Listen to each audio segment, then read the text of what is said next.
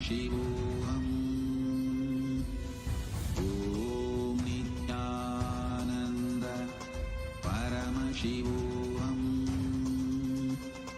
Om Nithyananda Paramashivoham. Om Nithyananda Paramashivoham. Nithyananda Paramashivoham. Om Nithyananda Paramashivoham. Om Nithyananda.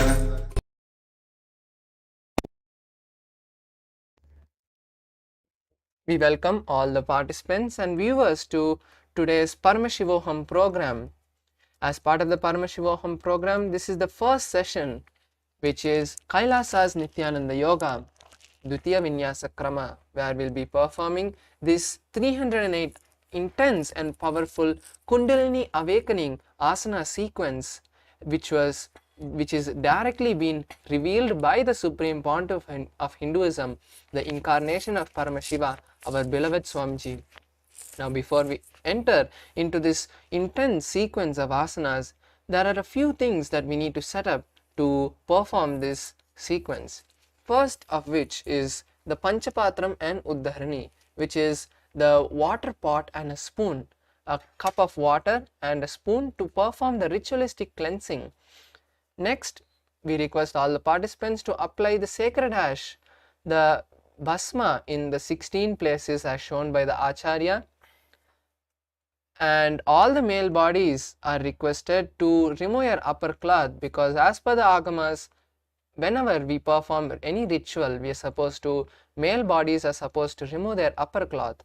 So we request all the male bodies to remove your upper cloth and set up these few items before we start the sequence of the Dvitiya Vinyasa Krama.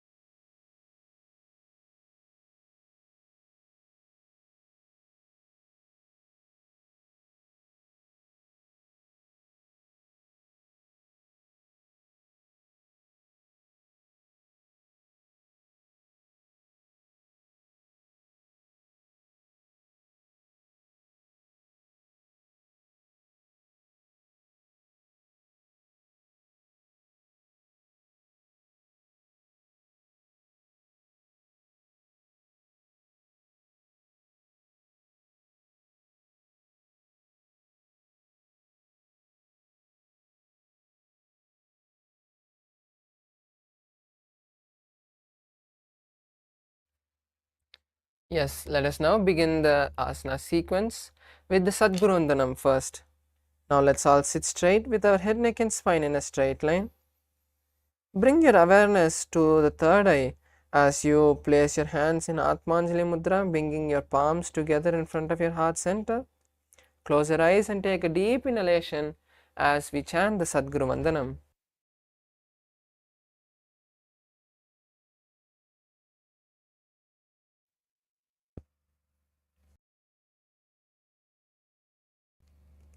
Nithyanandam Paramasukhadam Kevalam Jnanamurtim Dvandvatitam Gaganasadrisham Tattvamasyadilaksham Ekam Nityam Vimalamachalam Sarvadhi Sakshibhutam Bhavatitam Trigunarahitam Sadgurum Tam Namami. The next we'll be chanting the Shiva Mula Mantra. By chanting the Shiva Mula Mantra, we invoke the presence of Paramashiva before we start this ritual of Nithyananda Yoga. Let us now chant the Shiva Mula Mantra 11 times internally. Om Ham Haum Shivaya Namaha. Om Ham Haum Shivaya Namaha. Om Ham Haum Shivaya Namaha. Om Ham Haum Shivaya Namaha. Om Ham Haum Shivaya Namaha. Om Ham Haum Shivaya Namaha. Om Ham Haum Shivaya Namaha. Om Ham Haum Shivaya Namaha. Om Ham Haum Shivaya Namaha. Om Ham Haum Shivaya Namaha.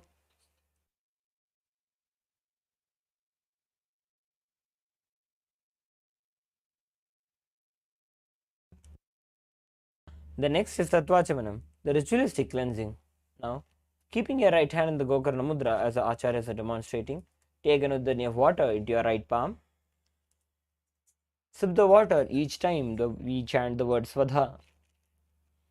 Om Atmadattvam Shodhayami Svadha. Om Vidyadattvam Shodhayami Svadha. Om Shivadattvam Shodhayami Svadha. Please wash your hand with an uddhani of water. Wipe your lips twice with the base of your right thumb. Om Ham Hridayaya Namaha. Again wash your hand. With the tips of your right hand index, middle and ring fingers joined together, touch above your upper lip and below your lower lip. Again wash your hand. With the tips of your right hand index finger and thumb joined together, touch your right nostril, your left nostril. The tips of your right hand ring finger and thumb joined together, touch your right eye, your left eye, your right ear and your left ear. Again wash your hand. With the tips of your right hand little finger and thumb joined together, touch your navel center, your right chest, the left chest. The tips of all 5 fingers joined together, touch the top of your head, the right shoulder, the left shoulder, and then the heart center. Again wash your hand.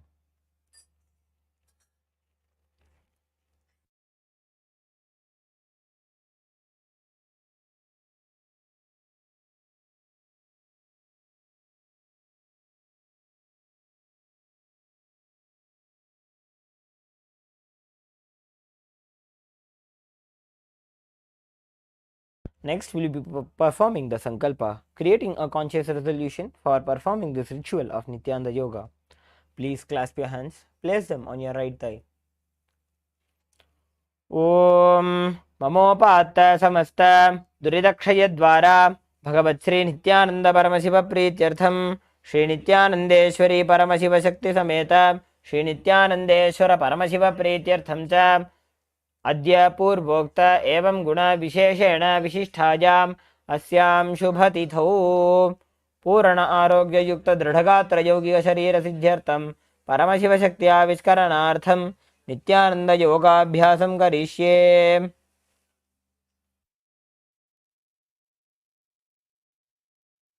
Now please wash your hand with the uddhani of water. Om apaupasprisya.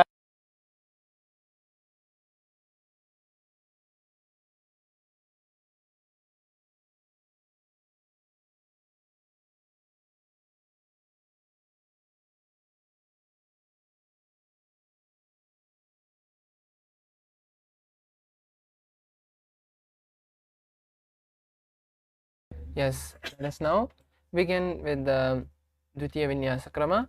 First, let's place our Panchapatrams away from us so that we don't push it or touch it, or it's so it doesn't be a hindrance while we perform the asana sequence. Now, let's first have a quick recap of the various components, the 12 components of this Dvitiya Vinyasa Krama. The first is the asana, which is the various body positions and postures that we are performing.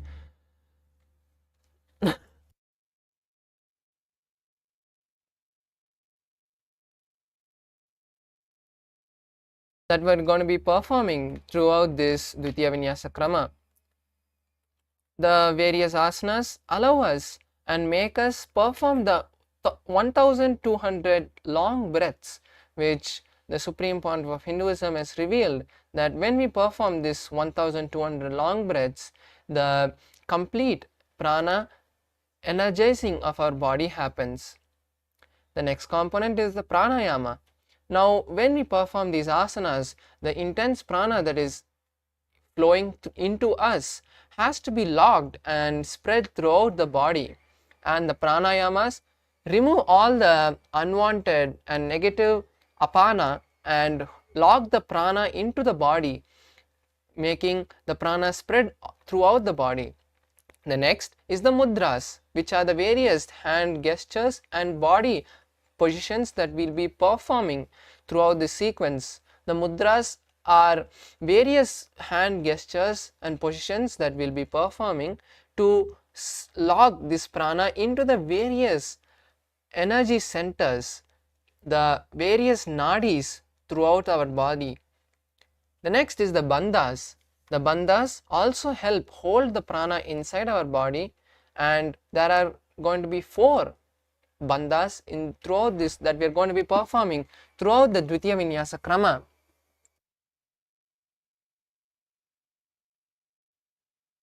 The first bandha is Mula Bandha, which we will be performing throughout the whole Dvitiya Vinyasa Krama in all the asanas.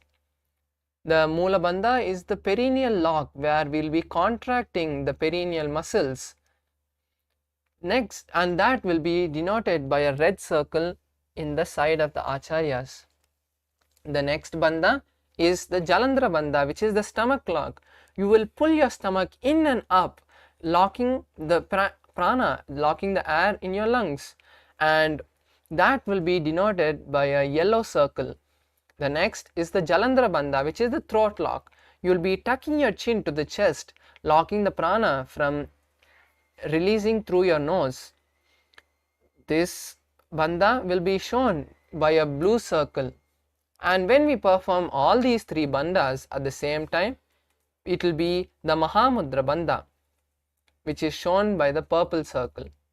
Next is the Karnas, the various dance positions which has been revealed by Paramashiva himself.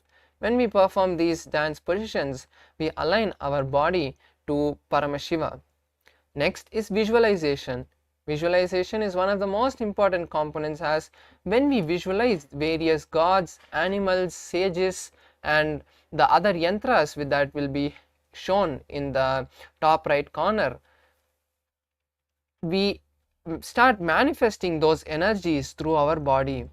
The next is the japa, which is the internal chanting of the various Mahavakyas given to us by Swamiji. Next is chanting of the Shastra Pramanas.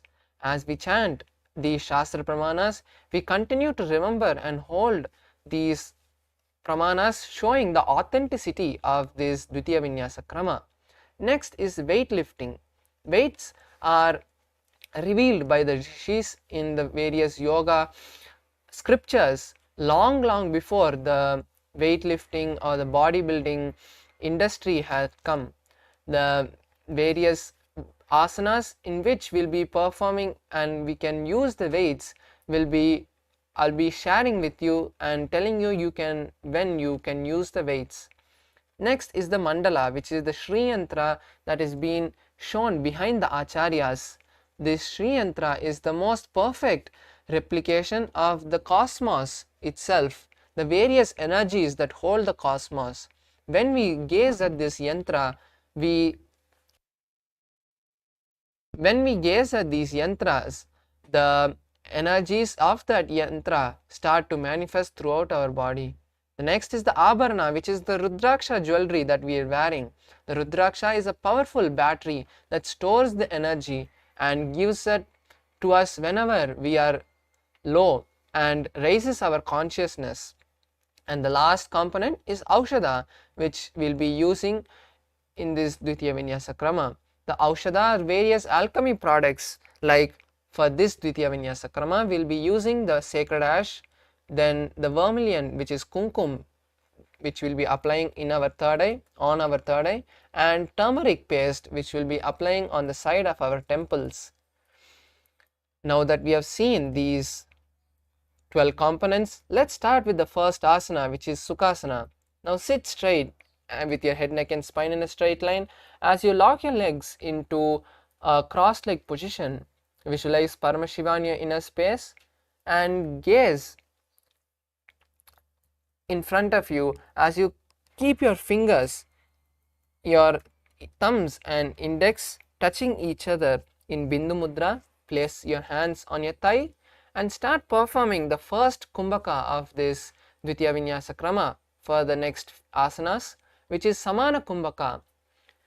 Samana Kumbhaka is inhaling, holding the breath and visualizing the gastric fire in your stomach, the Jhataragni getting intensified, and then exhale. Perform Mahamudra Bandha, which is the 3 locks together, and hold the first japa, which is Soham, in your inner space. तत्सुखासनमित्युक्तम् अशक्तस्तत्समाचरेत् आसनं विजितं येन जितं तेन जगत्त्रयम्.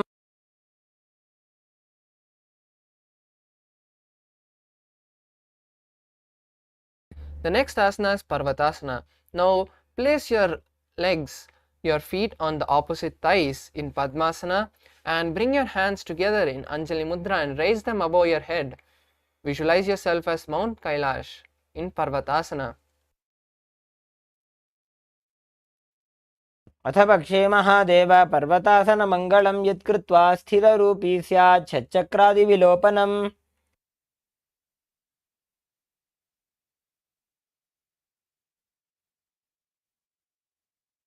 Next asana is Halipavasana. Now bring the soles of your feet together in front of you and lock your hands behind your back in Parshamudra, which is interlacing your fingers. Gaze at the tip of your nose as you visualize Swamiji in your inner space. पूरवविधियाहु मे जानो उभयपगतली सम्पुटठानो.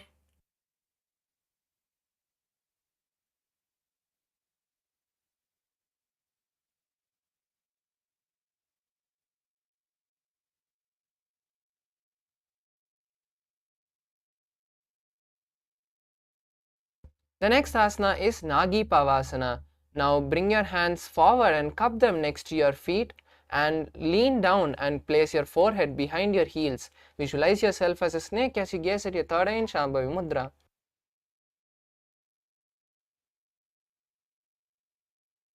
पूरवविधि पर्यागाने नीचौहौ वीकहू निभनास्यो लगाजी.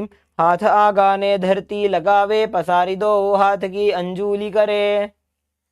The next asana is Kokilasana. Now hold the big toes with your index and middle fingers in Prana Mudra and lift your legs up towards the sky and lock them into Padmasana. Bring your elbows to the ground and gaze in the floor in front of you as you visualize yourself as a bird. अन्यदासनं वक्षे येन सिद्धो भवे नरः अकस्माद् वायुसञ्चारं कोकिलाख्यासनेन च. The next asana is Nithyananda. Now stack your knees on your ankles and hold the opposite elbows and start circling them in a circle. Go circle your hand in one direction and switch the direction as you gaze at the tip of your nose. कोड़ा बामा पाद की आशमा हिली सोज दक्ष चरण को अवार लोता परिगुल्फ समोज.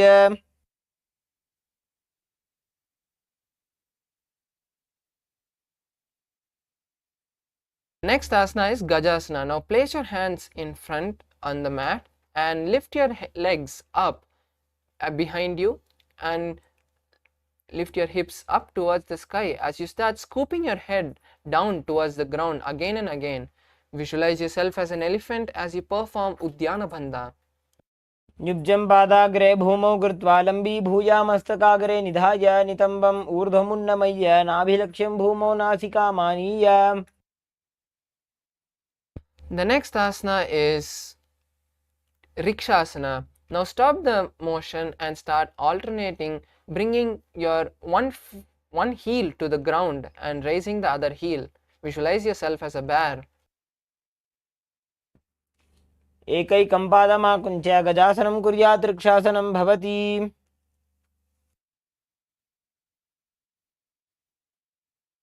The next asana is Vaishyasana. Now stand tall on the big toes and try to lift the other toes off the ground. Bring your hands to your heart and touch your heart with the index, middles and ring fingers. Continue to perform Udyana Bandhaj, visualize Swamiji in your inner space. केशेन पादयुगलं बद्ध्वादिष्टे दधोमुखः अथ वैश्यावक्षे यत्कृत्वा सत्यवान् भवेत्.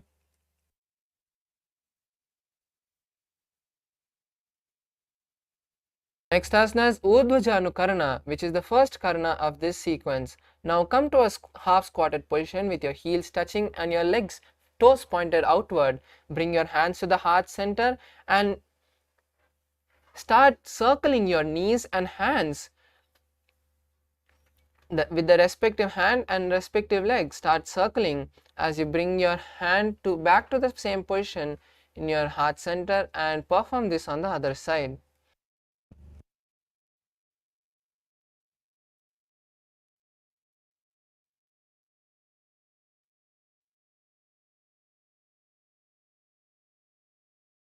Next asana is Balalingasana. Now stand tall and bring one knee to the chest.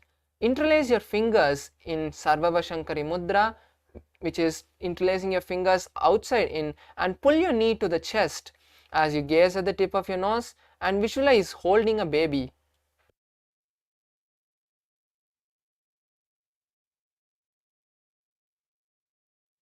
एकं जानुवरसि आलिङ्ग्य स्थातव्यं बाललिङ्गनं भवति.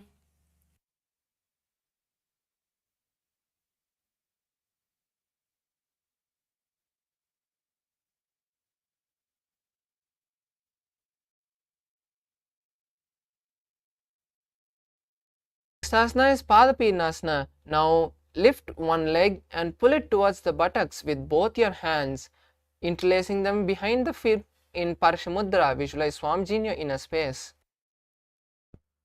स्थित्वैकस्मिन् पादतले कराभ्यां वेष्टयेत् तनुं पृष्ठे संस्थाप्य यत्नेन पादपीडनमासनम्. Now hold the raised leg from the inside and with the respective hand and pull it backward as you lean forward. With the other hand, touch the index and thumbs as in Bindu Mudra and visualize yourself as Lord Nataraja. उत्तानपादं क्रौञ्चं च मरीचिं वीरभद्रकं नटराजं त्रिकोणं च सुप्ताङ्गुष्ठप्रसारणे.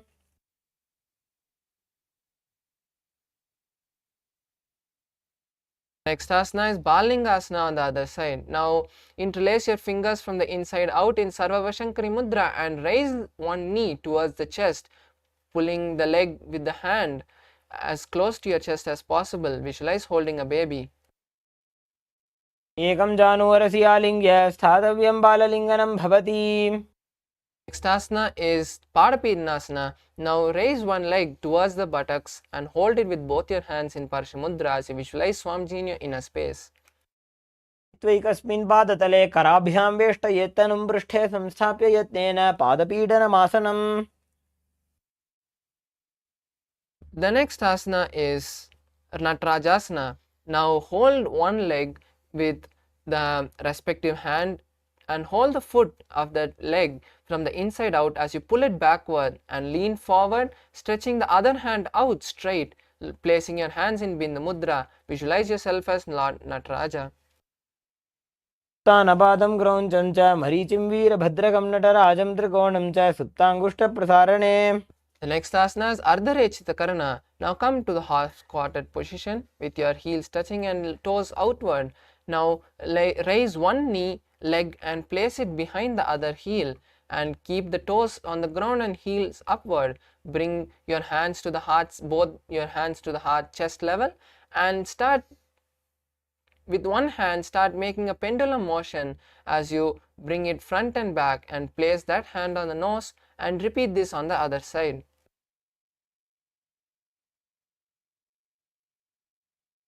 The next is the skeleton dance. Now start shaking your body without any pattern and visualize yourself as a skeleton completely just made of bones. Visualize all your tiredness, patterns and laziness leaving your body and Paramashiva filling it.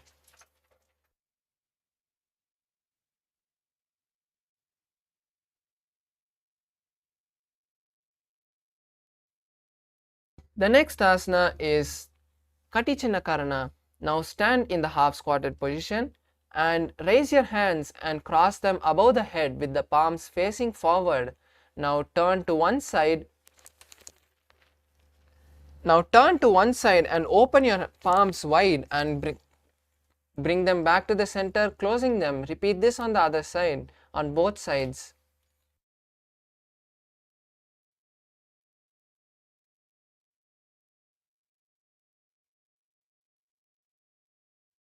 The next asana is Tadasana. Now stand tall on the tip of your toes and raise your hands above your head as you visualize yourself as a tree, as a palm tree.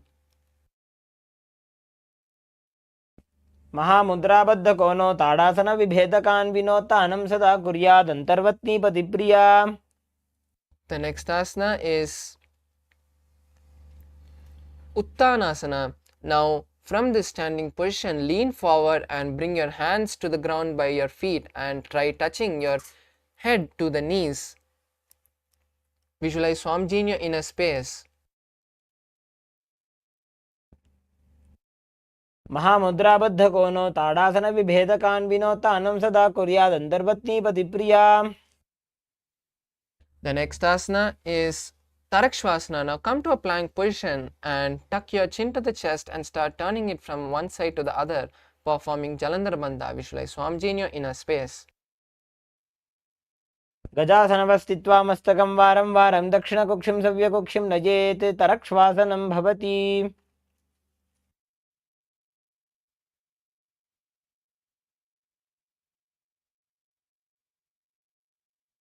The next asana is Bhujangasana. Now come and lie down on your stomach and place your hands by your chest. Slowly raise your head off the ground as you, with your strength of your lower back, as you open your mouth wide and start inhaling through the hollow of your mouth in Bhujangani Mudra. Visualize yourself as a cobra.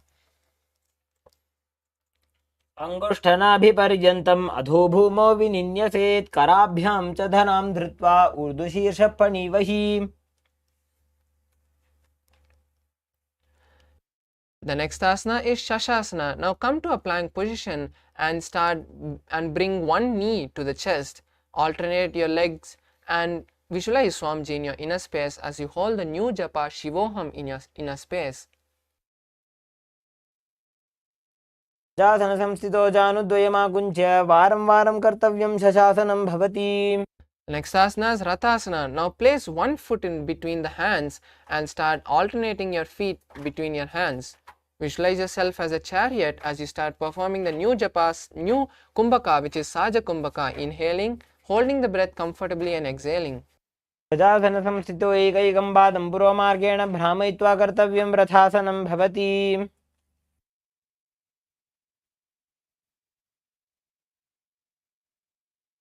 The next asana is Virabhadrasana. Now place one leg forward and bend the forward leg's knee in a 90-degree angle and keep the other leg straight as you point the toes outward. Now raise your hands above your head, keeping the elbows straight, and visualize yourself as Lord Virabhadra as you gaze at the third eye. वासिष्ठमथ कौण्डिन्यम् ऊर्ध्वकुक्कुटमेव च अष्टावक्रमथोत्थानं मयूरं सेतुबन्धनम्. The next asana is Virabhadrasana on the other side. Now switch the position of your feet and continue to visualize yourself as Lord Virabhadra as you gaze at your third eye in Shambhavi Mudra. उत्तानपादं क्रौञ्चं च मरीचिं वीरभद्रकं नटराजं त्रिकोणं च सुप्ताङ्गुष्ठप्रसारणे. Next asana is Vrikshasana. Now stand tall with both your feet together and raise one leg to the inner thigh. Keep your hands together in front of your heart and raise it above in Anjali Mudra as you visualize yourself as a tree.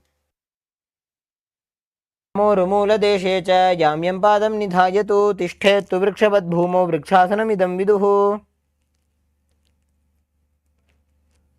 The next asana is Garudasana. Now raise the raised leg and place it on the opposite thigh. Continue to keep your legs straight as a rod as you visualize yourself as Lord Garuda. गरुडासनमावक्षे येन ध्यानं स्थिरं भवेत् सर्वदोषाद्विनिर्मुक्तो भवतीह महाबली.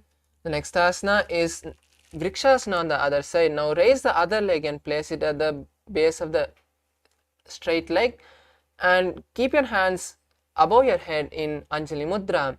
Visualize yourself as a tree. वामोरुमूलदेशे च याम्यं पादं निधायतु तिष्ठेत्तु वृक्षवद्भूमौ वृक्षासनमिदं विदुः. The next asana is Garudasana on the other side. Now raise the leg and place it on the opposite thigh. As you place your hands in front of your heart in Anjali Mudra, continue to visualize yourself as Lord Garuda.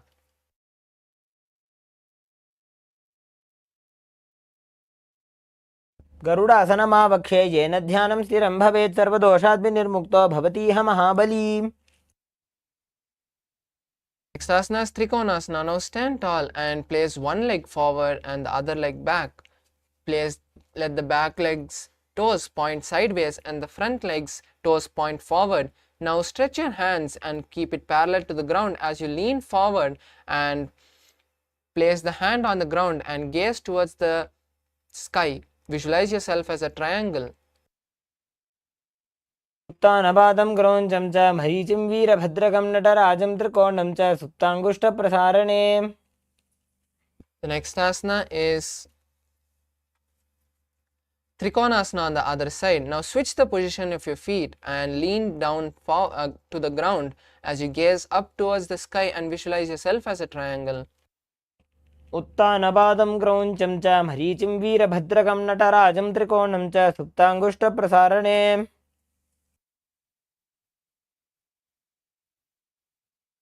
Next asana is Nikutaka Karana. Now come back to the half squatting position with your heels touching and toes pointed outward. Now lift one heel and place your hand parallel to each other in front of your heart and start switching your hands and heels.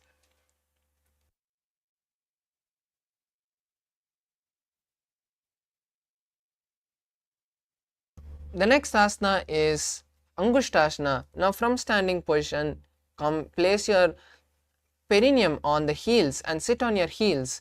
Keep the knees together and hands together in front of the heart center in Anjali Mudra as you visualize Swamiji in your inner space.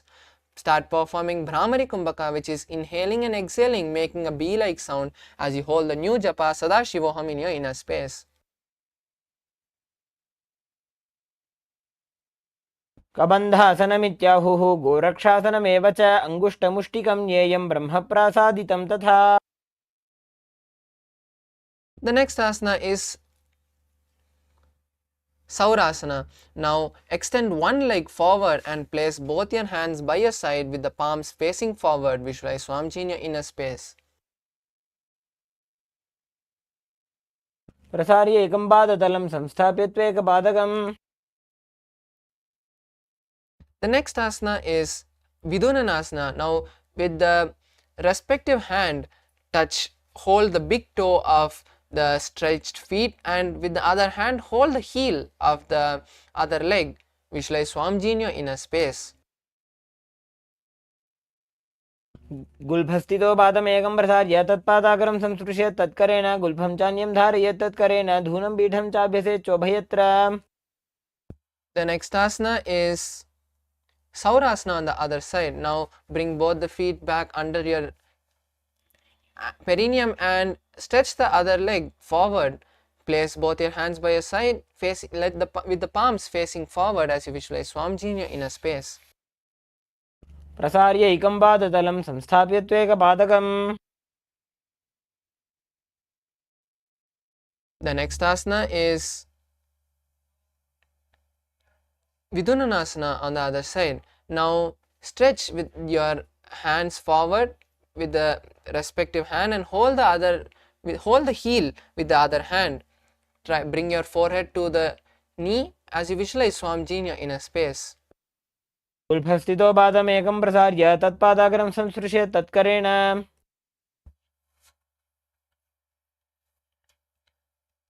The next asana is Brahmajanankushasana. Now bring both the heels back under the perineum and place the back of your palm on your knees. open your knees wide apart and gaze at the floor in between your knees. Visualize Swamiji in your inner space as you perform Jalandhara Bandha, which is the throat lock.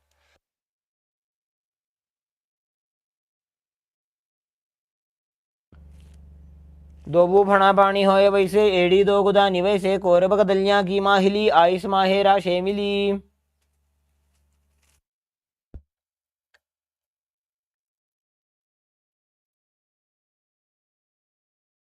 The next asana is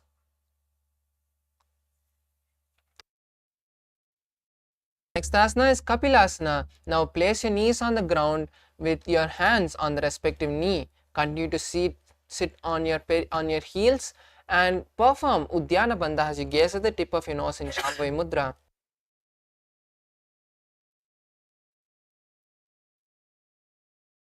उभई पगदली समठहरावे तिनकी माहिली कोर मिलावे फना पानी उकड़ होए वैसे एडी दोबू जोनी निवैसे. The next asana is Bhadragorakshasana. Now from the same position, gaze at your third eye and continue to visualize Swamiji in your inner space.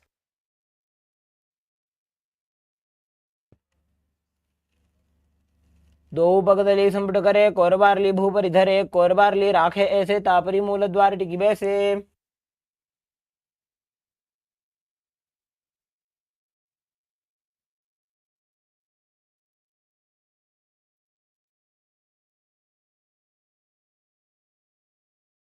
The next asana is Suryasana. Now raise the knees off the ground and bring your thumbs and little fingers together and open your palms wide into a lotus. Raise them above your head as you visualize Lord Surya in your inner space and perform Jalandhara Bandha.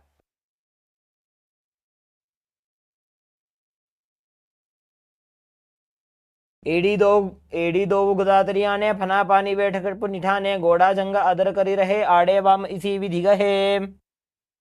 The next asana is Mandukasana. Now sit on the ground on top of your heels and place your hands on the respective knee.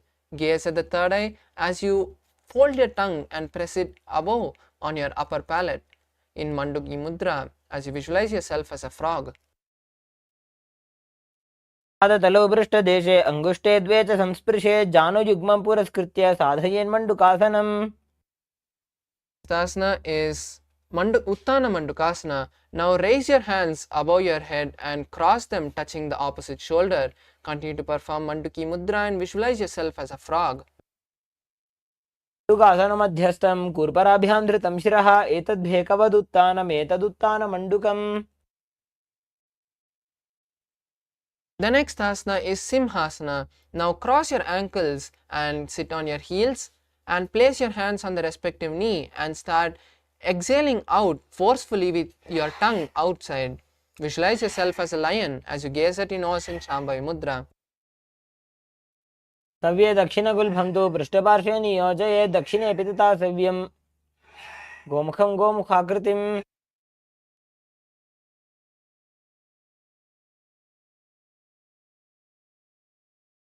Next asana is Bhadrasana. Now uncross your ankle and cross your hands behind your back and hold your big toes, opposite big toes with the index and middle fingers. Gaze at your nose as you visualize Swamiji in your inner space.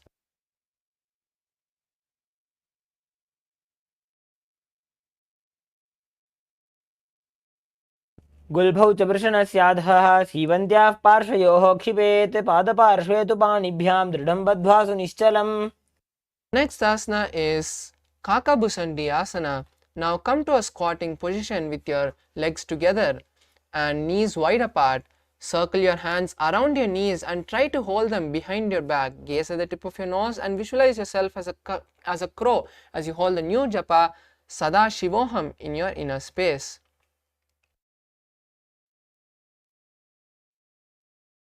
प्रथमे वेशकोकटठाने दोवु हाथपकं वीच आने. The next asana is Kanipavasana. Now place your hands flat on the mat with your hands shoulder width apart and place your knees on the back of your hands near the armpits. Slowly lean forward and lift off the ground as you visualize yourself as Swamiji in your inner space. आसन को गुण आशीर्षिता होई तो आछी होई. The next asana is Kapali asana. This is an inverted asana, and we request all the participants and viewers with any back or shoulder injuries or any other terminal disease to first consult your doctor before performing any of these inverted asanas in the Dvitiya Vinyasa Krama.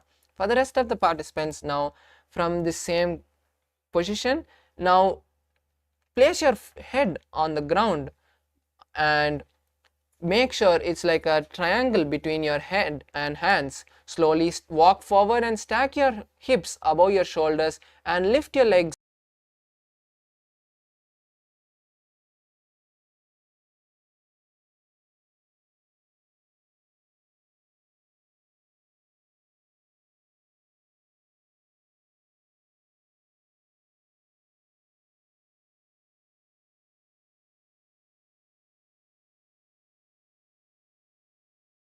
off the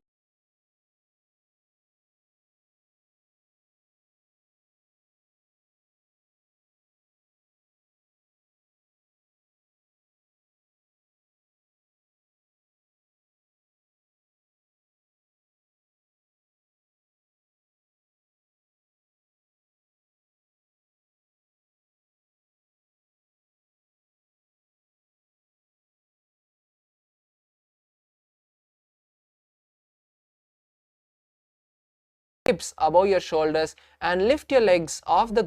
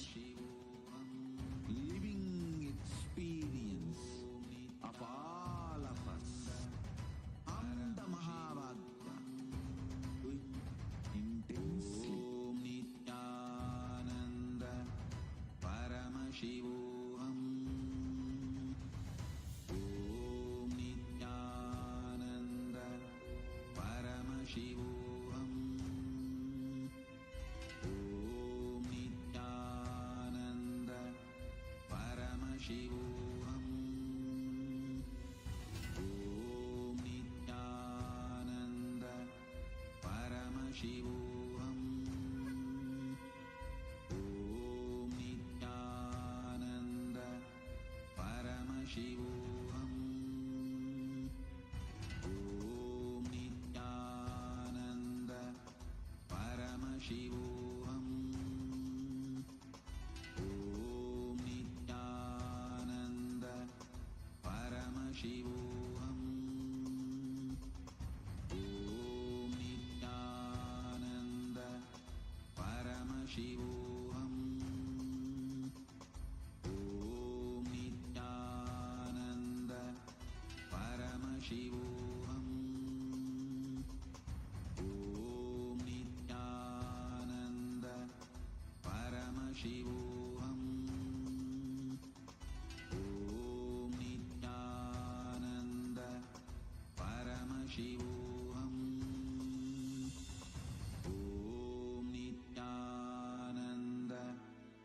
Paramashivoham. Om Nithyananda Paramashivoham. Om Nithyananda Paramashivoham. Om Nithyananda Paramashivoham. Om Nithyananda Paramashivoham. Om Nithyananda Paramashivoham. Om Nithyananda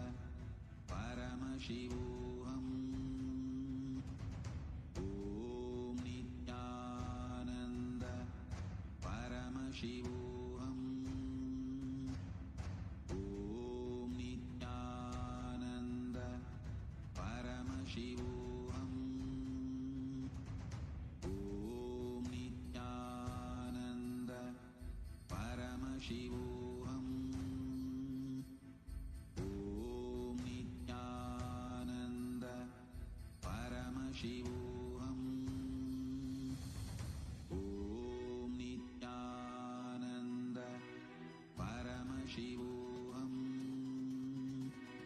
Om Nithyananda Paramashivoham. Om Together, Welcome you twist your all body and place with both my hands love to the and side respects. as you align your Before elbows with entering the into the knee and hip sutras, and I lean want onto your all of you arms, to balance, extending just your sit legs to the for side. a few seconds. Gaze to your third eye Sit as you straight visualize yourself as a and just peacock, prepare yourself. and exhale fully in Rechaka Kumbhaka as you hold your breath in the exhaled state. Perform the Mula Bandha as you do so. Mayoram Dandavat Kuryan Mayoram Danda Namakam. Now, twist your body in the other direction and repeat Parshvamayurasana on the other side. Mayoram Dandavat Kuryan Mayoram Danda Namakam. The next asana is Bhairaganathasana. Now place both hands on the ground, shoulder width apart. Stretch your legs back straight into Tadakshvasana, the plank position. As you step one foot outside the respective shoulder and bring it in between the two hands. Gaze to your third eye. Visualize yourself as Lord Kalabhairava. As you breathe in your Rechaka Kumbhaka and perform the Mula Bandha. आसन की गुण पीती जागी. Now, step the front foot back and step the other foot outside the shoulder in between the hands. Gaze to your third eye in Shambhavi Mudra with the eyes open wide, unblinking, as you visualize yourself as Lord Kalabhairava.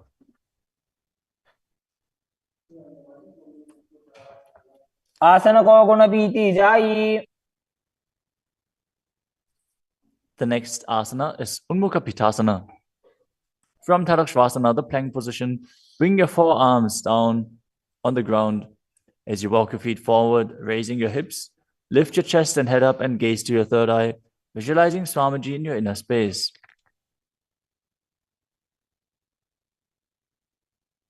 भून्यस्थो जानुनी हस्तौ चतुष्पदम वाङ्मुखम्.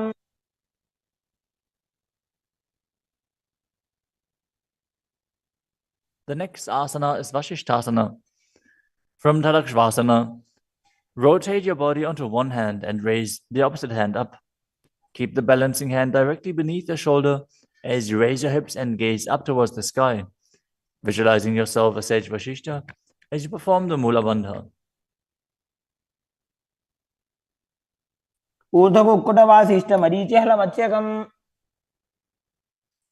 Now twist your body in the other direction. Balance on the other hand as you repeat Vashishtasana.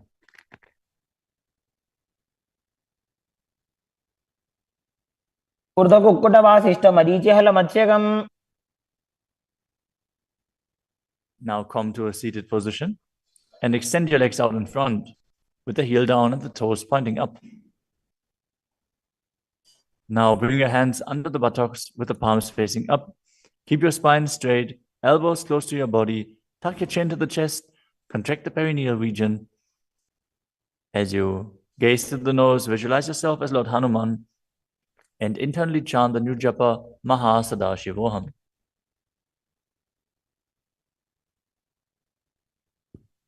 दो करके उभय हस्ते ली कोरवार ली मैले भेली.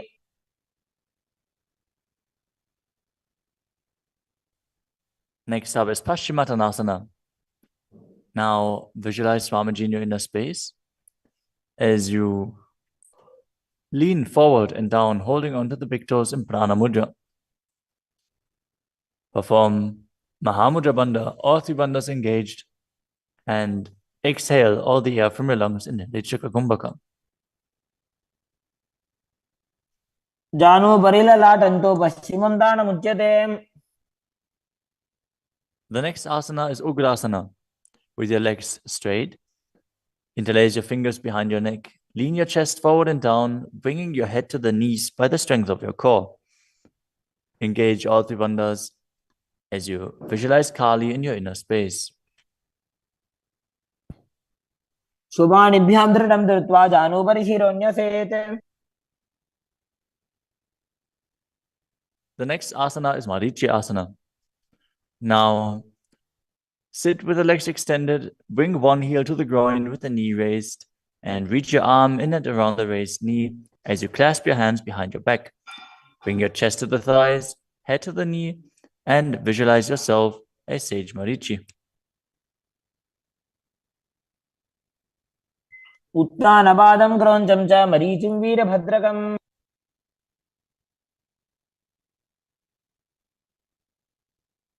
Now drop the knee down to the ground and lean forward, holding onto the front foot with both hands.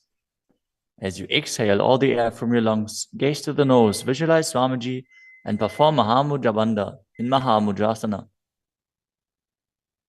मुद्रां प्रवक्ष्यामि तन्त्रेऽस्मिन् मम वल्लभे. Now extend the other leg out. Bring the other heel towards the perineum with the knee raised. As you lean forward and interlace your fingers behind your back in Marichi Asana on the other side. उत्तानपादं क्रौञ्चं च मरीचिं वीरभद्रकम्. Now drop the knee down, lean forward, hold onto the foot, engage all three bandhas, repeating Mahamudrasana on the other side. महामुद्रां प्रवक्ष्यामि तन्त्रेऽस्मिन् मम वल्लभे. The next asana is Bhadrasana 2.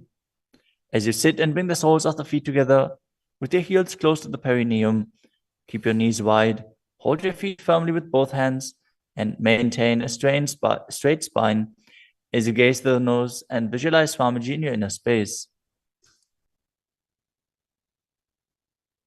उल्भौतो वृषणस्यादः सीवन्त्याः पार्श्वयोः क्षिपेत्.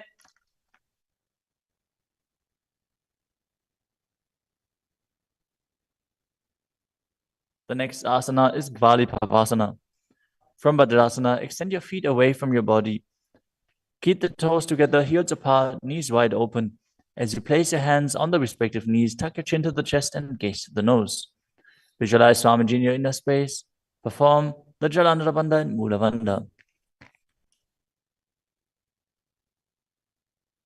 ध्रुवचरपट चौक कख्यो सोई वाही विधियो की जे सोई.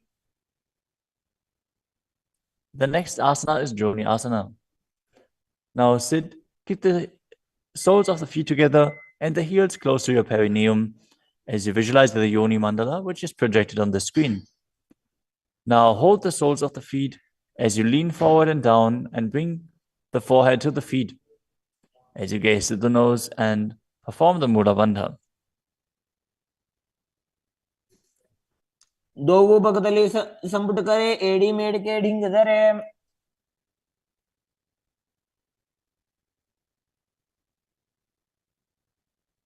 The next asana is Midaki Pavasana. As you sit and keep the heels together, toes apart and the knees wide, lean forward and down and extend your hands out to the side. Keep the palms facing down on the ground to the sides as you bring your forehead to the ground behind your heels.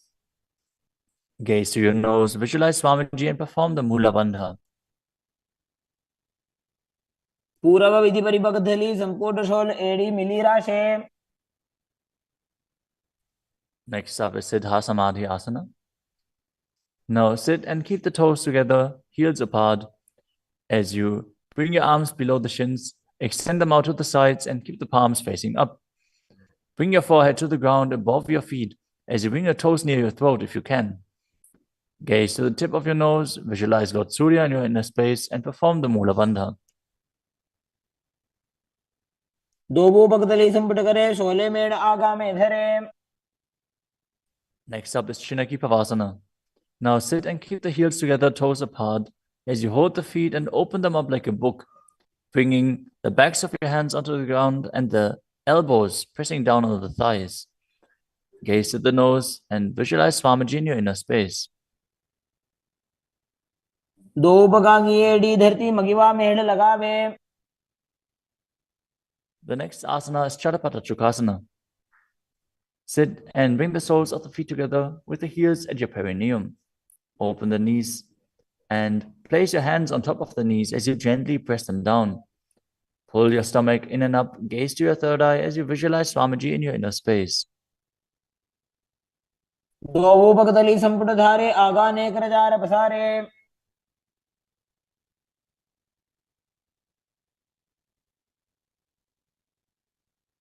The next asana is Bhairavasana. Now sit and bring the soles of the feet together with your knees open wide. Lift the heels up and bring the toes down onto the ground as you keep your knees on the ground. Pull your stomach in and up and place your hands on the knees in Bindu Mudra. Gaze to your third eye as you visualize yourself as Lord Kalabhairava. उल्भव संपेड्य जान्योन्यम व्युत्क्रमेणोत्थितं शनैः. The next asana is Samanasana. Now sit with one heel at the perineum. Lift and hold the other foot, pulling the sole of the foot to your chest. Gaze to your third eye as you perform the Mula Bandha and visualize Swamiji in your inner space. समान आसनमावक्षे सिद्धमन्त्रादि साधनात्.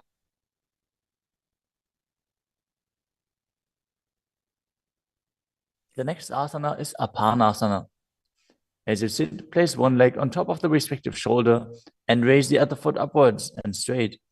Keep the hands on the ground to the sides as you gaze to your third eye and visualize Swamiji in your inner space. परं पादमेकं च स्कन्धे चारोपि यत्नतः. Now repeat Samanasana on the other side. Bring the other heel towards your perineum and pull the opposite foot towards your chest. समान आसनमावक्षे सिद्धमन्त्रादि साधनात्. Now repeat Apanasana on the other side. Bring the other leg over top of the respective shoulder, extending the opposite leg forward and up.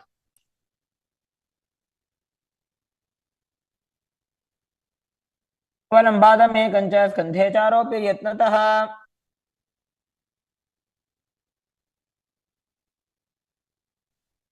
Next up is Gomukhasana. Now sit and cross one leg over the other, aligning the knees at the center of your body with the feet by the opposite hips. Place both hands on top of the stacked knees as you gaze to the nose, visualize the face of a cow, and perform the Mula Bandha. Start breathing in Siddhkari Kumbhaka, pressing your tongue against the palate of your mouth without touching the teeth and hissing through your teeth while inhaling. Internally chant the new japa Om Nithyanandoham.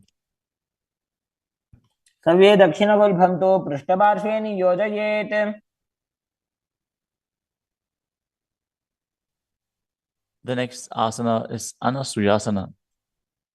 Now maintain the same posture. Hold on to the big toes of the feet in Prana Mudra as you gaze to the tip of your nose and visualize yourself as Rishika Anasuya.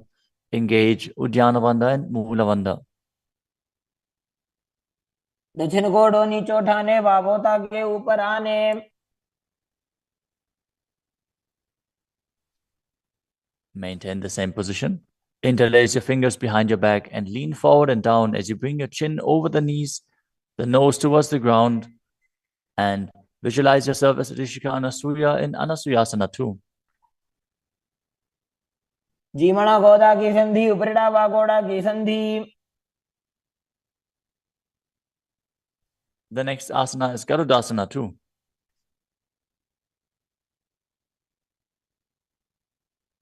Now sit on the ground with one heel pressed against the perineum.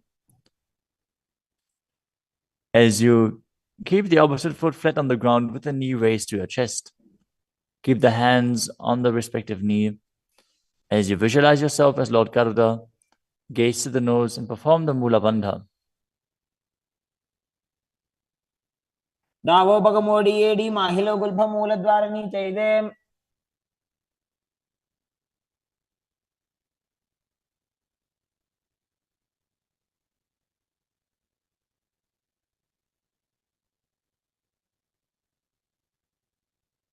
The next asana is Nadadasana. Now sit and place your perineum on top of one heel as you interlace your fingers behind your neck and twist your elbows outside of the raised knee. Gaze to your third eye and visualize yourself as Nadada as you perform the Mula Bandha. पिष्टि जवाम पगदली carry भूपरिता हिलगा बेफेरी. Next up is Matsya Pitakasana. Now place one foot on top of the opposite thigh. Wrap the respective arm around the knee, holding onto the opposite shin as you hold the big toes with the other hand in Prana Mudra. Visualize yourself as Matsya, the fish avatar of Lord Vishnu, as you perform the Mula Bandha. नवामांगुष्टंतो गृहीतं Madhya पीठकम्.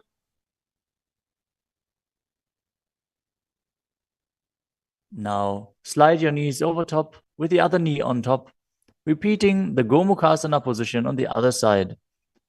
Gaze to the nose and visualize the face of a cow as you keep hissing through your teeth without the tongue touching your teeth in Siddhkari Kumbhaka.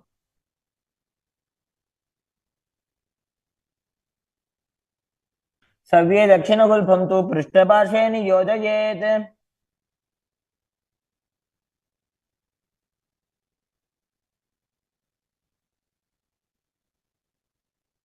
Next up is Anasuyasana on the other side. Hold onto the big toes as you visualize yourself as Rishika Anasuya.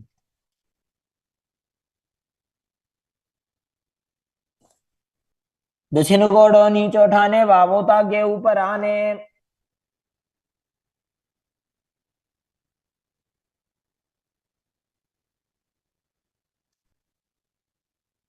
Now, from the same position, interlace your fingers behind your back and lean forward and down, chin over the knees, nose towards the ground in Anasuyasana too.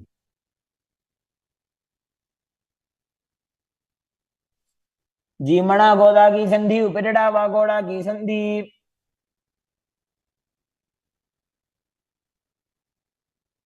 Now repeat Garudasana 2 on the other side, bringing the other heel towards the perineum, knee raised, hands on the knees, as you visualize yourself as Lord Garuda. दावो बगमोडी AD माहिलो Gulf मूल द्वार नीचे दे. Next up is Nadadasana on the other side. Raise the perineum onto the heel Interlace your fingers behind your neck and twist your elbows outside of the raised knee, visualizing yourself as Sage Narada. पिष्टिज वाम पगदली केरी भूपरिता हिलगा वे फेरी.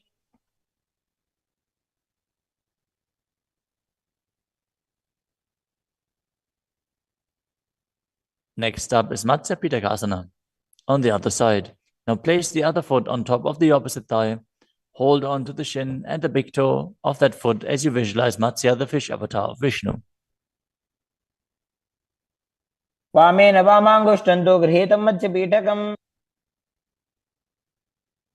Next up is Matsindrasana. Now place one foot on top of the opposite thighs as you place the opposite foot on the ground, flat. Twist and bring the elbow outside of the raised knee. Keep your raised arm by the neck.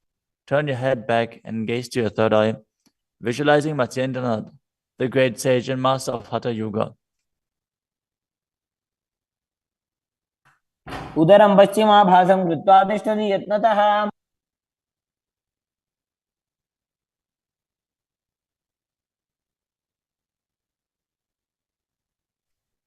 The next asana is Kubhasana.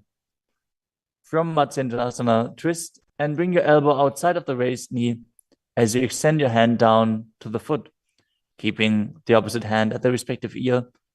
Twist your body back. Gaze back and up towards your third eye, visualizing yourself as a camel. आसन को गुण झोल हो जाए. Next up is Matsyendrasana 2. Keeping the hand extended down towards the foot, place your hand behind your body onto the ground as you gaze up to your third eye and visualize Matsyendranath. मत्स्येन्द्रपीठं जठर प्रदीप्तिं Prachanda रुक्मण्डल खण्डनास्त्रम्. Now repeat Matsyendrasana on the other side. Extend the other leg out. Bring the opposite foot onto the thigh as you twist your elbow outside of the raised knee and gaze back.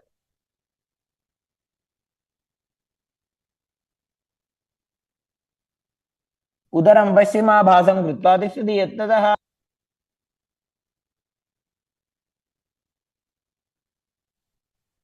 The next asana is Kubhasana on the other side. Now hold on to the front big toe and prana mudra as you keep the other hand towards the respective ear, gazing back and up towards your third eye and visualizing yourself as a camel. आसन को गुण झोल हो जाए. The hand to the ground behind you. Twist your body even further as you visualize Matsyendranath in Matsyendrasana 2.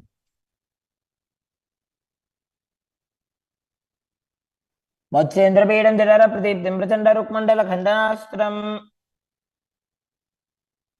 The next asana is Padmasana. Now place your feet on top of the opposite thighs as you keep your palms flat on the respective knees. Engage all three bandhas, Mahamudra Bandha, as you gaze to the tip of your nose. Visualize yourself as Lord Shiva. Breathe in Sitali Kumbhaka, now pressing your tongue against the back of the teeth, hissing while inhaling as you internally chant the new japa Om Nithyananda Mahasada-Shivoham. आसनं द्विविधं प्रोक्तं पद्मं वज्रासनं तथा. The next asana is Padmasana 2. As you sit in Padmasana, cross your hands in front of your body and hold onto the big toes in Prana Mudra. Gaze to the nose, visualize yourself as Goddess Parvati, the consort of Shiva, as you perform the Mula Bandha. तानौ चरणौ कृत्वा ऊरू संस्थौ प्रयत्नतः. The next asana is Kukutasana. Now sitting in Padmasana, place your hands on the ground between the two thighs as you lift your body up off the ground. Visualize yourself as a rooster as you breathe calmly in Sahajra Kumbhaka and perform the Mula Bandha. पद्मासनं सुसंस्थाप्य नान्बोरौरन्तरे करौ.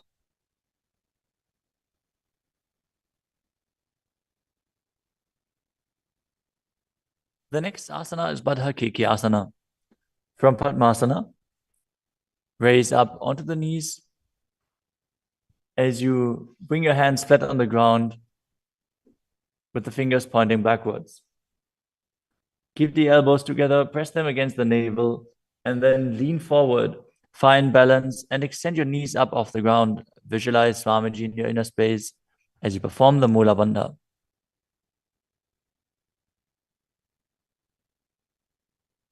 धरामवष्टभ्यकरद्वयेन तत्कोर्परि स्थापितानाभिपार्श्वः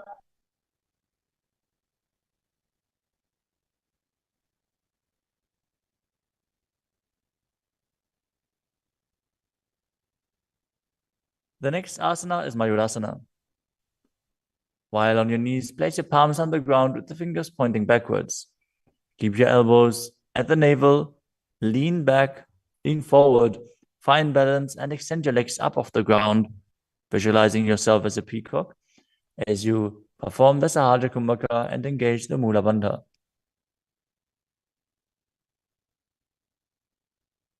अथ वक्षे Mahadev मयूरासनमुत्तमम्.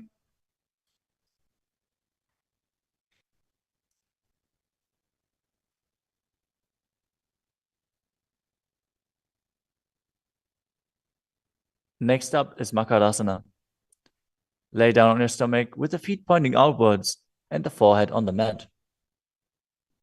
Interlace your fingers behind your neck as you visualize yourself as a crocodile and perform the Mula Bandha. अध्यासशेते हृदयं निधाय भूमौ च पादौ च प्रसार्यमानौ. As you lay on your stomach, place your hands on the ground beside your chest. Raise your legs up, bring the thighs off the ground, visualizing yourself as a locust. In Shalabhasana. अध्यासशेते करयुग्मवक्षो भूमिमवष्टभ्यकरयोस्तलाभ्याम्. The next asana is Ushtrasana. As you lay on your stomach, bring your hands to the feet. Pull the feet down towards the ground outside of your hips. As you visualize yourself as a camel and perform the Mula Bandha. अध्यासशेते पदयुग्मव्यस्तं पृष्ठे निधाय विधृतं कराभ्याम्.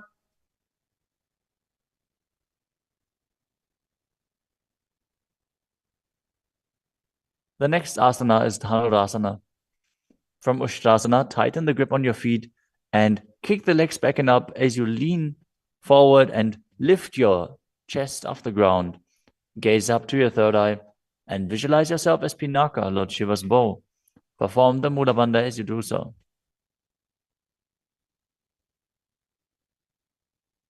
त्रिसार्यपादौ भुविदण्डरूपौ करौ च पृष्ठे धृतपादयुग्मम्.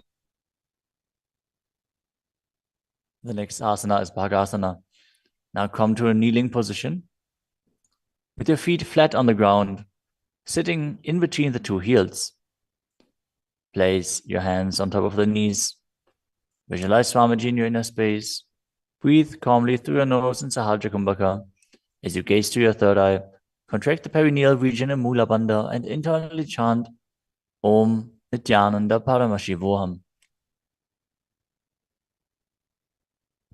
उल्टा मोड़ी पाओ तो वैसे बहुरो जुगते करे कैसे. The next asana is Gohi Asana. From the kneeling position, place your elbows on the ground, shoulder width apart. As you interlace your fingers, bring your head towards the ground and hold it with your hands. Now raise your hips up. Walk your feet forward until your hips align with your shoulders. And then raise your legs up off the ground and pull the knees close to your chest.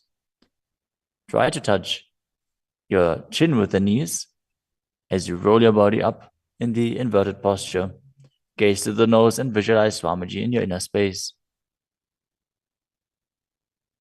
दो हाथ की कहुनी जोई पुनिह कलाजी जाने दोई. Now, from Gohi Asana, extend your legs up straight into Shirshasana. Gaze to the nose and visualize Swamiji in your inner space as you perform the Mula Bandha. विपरीतं मण्डलं च द्विधैव विदितं हिनः. Gently lower your body down and come to a seated posture. Now sit with your hands behind your calves and stretch your legs up. Bring your forehead to the knees as you come to a vertical position with your legs. Visualize Swamiji in your inner space and perform the Bhastika Kumbhaka, rapidly exhaling from your diaphragm, pushing the air out without inhaling, like the bellows of a blacksmith. We're going to perform Bhastika Kumbhaka for the next few asanas, so keep your core engaged and rapidly breathe through your nose. दो हाथ पग बाहर आने घोड़ा तरे काकसी इठाने. The next asana is Parighasana. Now sit and extend your legs out and up at a 45-degree angle. Bring your hands behind. Hold the opposite shoulders as you keep the chest upright, legs straight, toes pointed.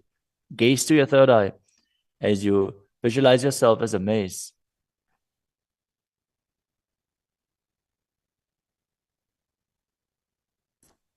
उत्तानशयनं कृत्वा पादौ मिलित्वा प्रसार्य. Keep breathing rapidly as you sit and extend your legs out and up at a 45-degree angle. Keep your arms parallel to the ground or bring them down to the ground as you gaze to your third eye and visualize yourself as a boat in Naukasana. तानशयनं कुर्पराभ्यां भूमिमवष्टभ्य. Where Silva is even utilizing the weights as he's performing those asanas. Next up is Rudrasana. Now sit and lift your feet up. Scoop your hands under the heels and pull the feet towards your chest. Keep your spine upright, gaze to the nose as you visualize yourself as Lord Rudra. Perform the Mula Bandha as you do so. पगतली संपुटक हाथस्योपक उचाई. The next asana is Unmukha Pitasana too. Now lay down on your back with the feet flat on the ground, the knees raised up. Bring your palms down to the ground with the fingers just touching the back of your heels. Lift your hips up high. Press the feet into the ground as you tuck your chin to the chest, gaze to the nose, and visualize Swamiji in your inner space. ऊर्ध्वे च जानुनी कृत्वा शवित्वोर्ध्वमुखं तथा उत्थाप्य हस्तौ तिष्ठेत्तु पीठ उन्मुख नामके. Now lower your body down flat onto the ground. Keep the palms facing up next to your hips. As you contract the perineal region and forcefully pull the Kundalini Shakti up along your spine towards your Sahasrara Chakra in Shakti Chalan Mudra. Relax. Completely unclutch from any micro movements of the body and mind. As you visualize that your body is dead and the Supreme Pontiff of Hinduism, Swamiji, is liberating you. Internally chant the Mahavakya, Om Nithyananda Paramashivoham.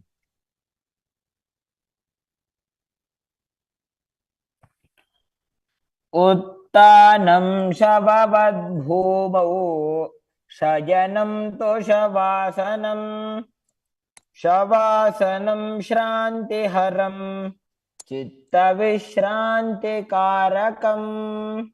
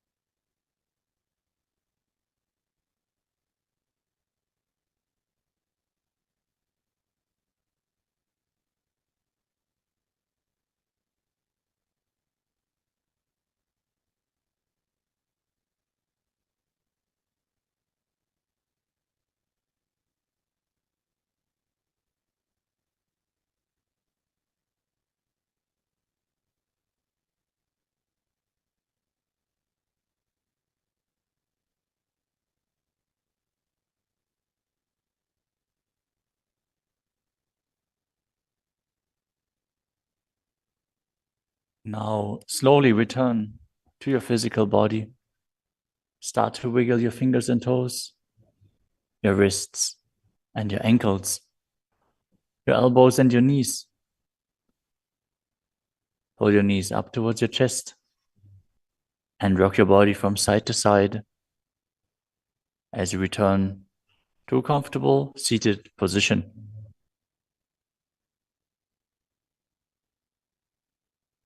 Congratulations! You completed the first 108 asanas of the sequence, which are the Pratama Vinyasa Krama. We are now going to continue the sequence with the next asana, which is Yathasana Ishtasana. Now sit in a posture that brings ease to your physical and mental space. Bring your hands on top of the knees in Bindu Mudra. Visualize Swamiji in your inner space. Breathe in Samana Kumbhaka, filling your stomach with prana and meditating on the flame kindling in your stomach as you perform the Mula Bandha and internally chant the Mahavakya, Om Nithyananda Paramashivoham.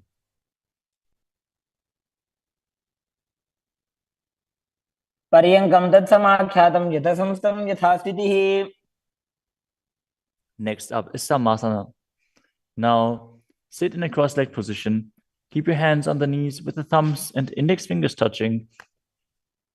Take a long, deep inhalation and hold your breath. After exhaling, breathe deeply in and out, visualizing Swamiji and performing the Mula Bandha. इदानीं गर्भिणीनां योगाभ्यासो यथा लघो. Next up is Muktasana. Now place the left foot against the genital region and place the right foot over top of the left. Keep your hands facing down on top of the knees. Gaze to your nose as you visualize yourself as a sage liberated by the Supreme Pontiff of Hinduism in Muktasana. निबीड्यसी विनीं सूक्ष्मां दक्षिणेतर गुल्फतः.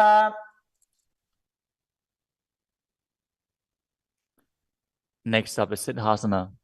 Maintain the same position as Muktasana. As you switch your gaze to your third eye, visualize Swamiji in your inner space and perform the Mula Bandha. स्थानुसंयमितेन्द्रियो चलदशा पश्यन् भ्रुवोरन्तरं चैतन्मोक्षकपातभेदजनकं सिद्धासनं प्रोच्यते. The next asana is Siddhi Asana. Now maintain the same position as in Siddhasana. Switch your gaze to the ground in front of you as you engage all three bandhas and visualize Swamiji in your inner space. वामपादके इडीजानो सीवनिमधितासुकोठानो.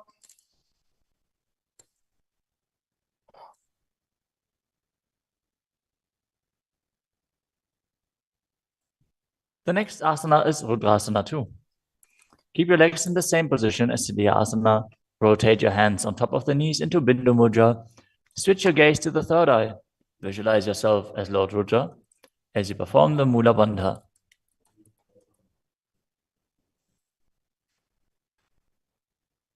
वामचरण परिदक्षिण दाखे एकजुगति ऐसे विधि दाखे.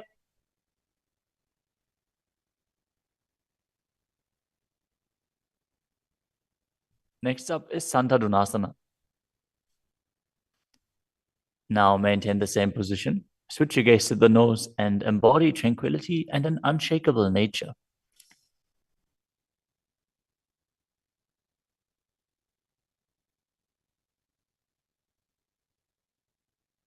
आसन की गुण मन की चंचलता मीटे. Next up is Siddhasana too. Maintain one heel on top of the other as you bring your hands to the navel, cupping your palms over the other, resembling a lotus flower in Samputa Mudra as you visualize Swamiji in your inner space and perform the Mula Bandha. ऋजुकाय समासीन सिद्धासनमुदीरितम्. The next asana is Bandha Yoni Asana. In this asana, we are going to perform the Shanmukhi Mudra, which can increase blood pressure. So if you have blood pressure related issues, don't perform this asana. At least pay attention to your body and practice caution. Now set your sankalpa of manifesting through the womb of creation as you maintain the same sitting posture, and then exhale fully as you bring your little fingers beneath the bottom lip, ring fingers above the upper lip, middle fingers closing the nostrils, ring fingers over the eyes, and the thumbs closing the ears. मध्ये महादेव बन्धयोन्यासने शृणु.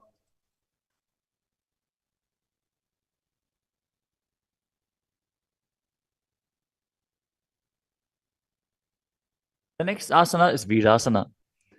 Place one foot on the thigh and the other foot under the opposite thigh.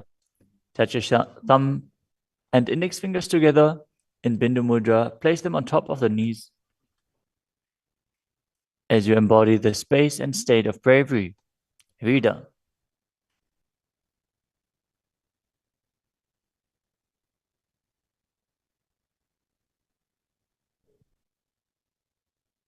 एकं पादमथैकस्मिन् विन्यस्योरुणि संस्थितः.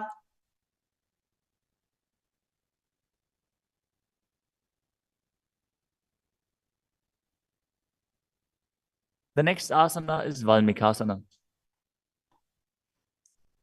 Now keep the left heel on the right side of the regenerative organs and the toes under the thigh, with the right foot on top of the left, with the toes by the knee. Keep your hands on the knees, thumbs and index fingers touching. Gaze to your third eye and visualize Sage Valmiki, the great poet, sage and author of Ramayana. डावा बगगी बगदली पुनी AD है Zoya. The next asana is Joni Mudrasana. Now keep your legs in the same position. Switch your gaze to the nose as you visualize the Yoni Mandala, which is representing Devi Parashakti and is a representation of the creative energy of the universe. वामपादगी बगदली जाहि माहिली कोरे.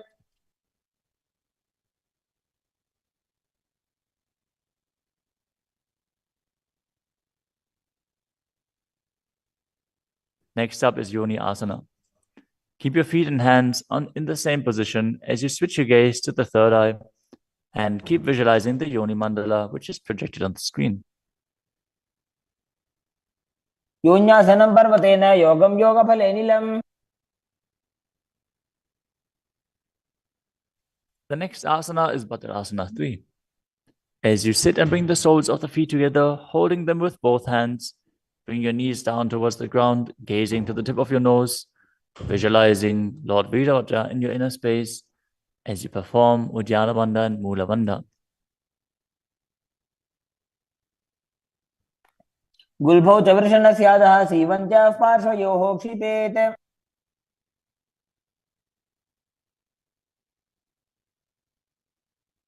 The next asana is Aghodasana. Now keep the soles of the feet together, heels at the perineum. Press your tongue up against the roof of your mouth or even higher, if you can, into the nasal tract in Kechari Mudra.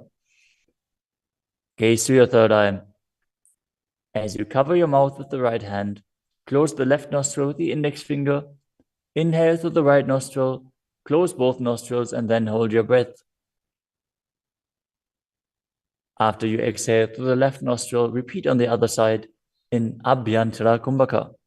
As you gaze to your third eye, visualize yourself as an Aghori.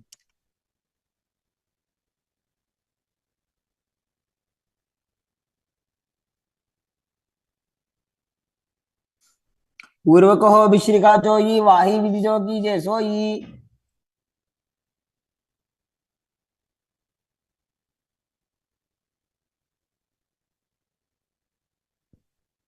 Next up is Kanari Pavasana. Bring the feet together in front, with the toes together and the heels apart. Place your elbows onto the heels as you rest your chin on the palms. Gaze to the tip of your nose and engage Uddiyana Bandha and Mula Bandha. As you perform Rechaka Kumbhaka, fully exhale and hold your breath in the exhaled state as you visualize yourself as a female elephant drinking water.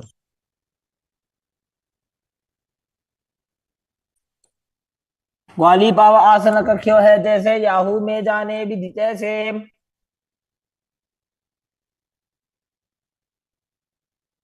Next up is Padasana.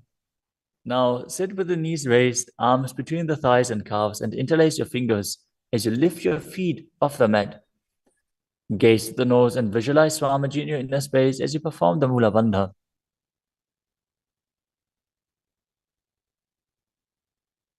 ततो धूम्रे त्यजेत् वायुं मृदुनिश्वास संयुतम्। The next asana is Gopi Chandasana. Now interlace your fingers around the feet with the soles together and place the toes at the groove of your throat, the heels on your chest. Tuck your chin onto the hands and gaze to the nose, embodying the state and space of a king as you perform the Mula Bandha. पूर्व विधि बगा का अंगूठा कंठ को ऊपर आशे।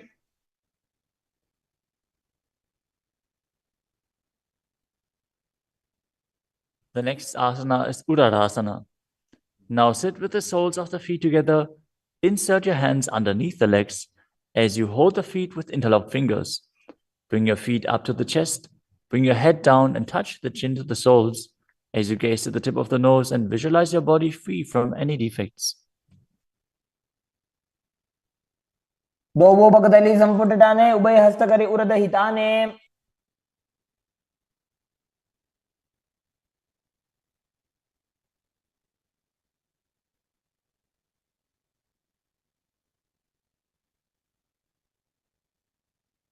Next asana is Vishishtasana.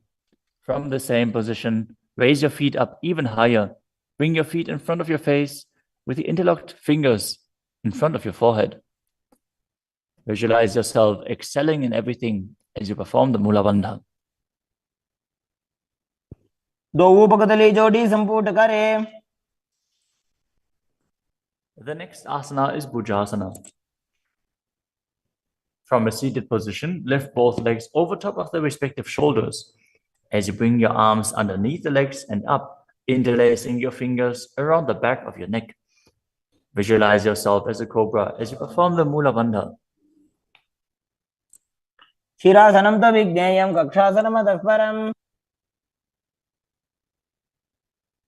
The next asana is Kalyanasana.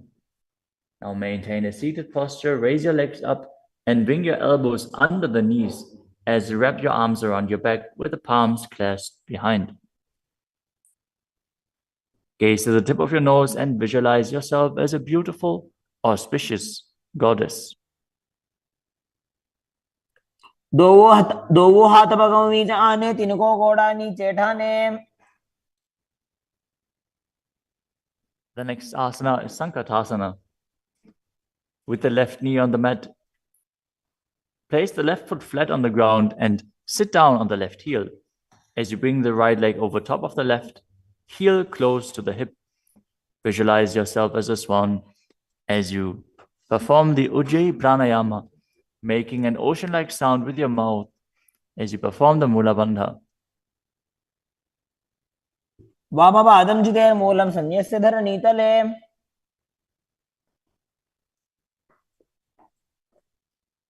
The next asana is Dhenukasana.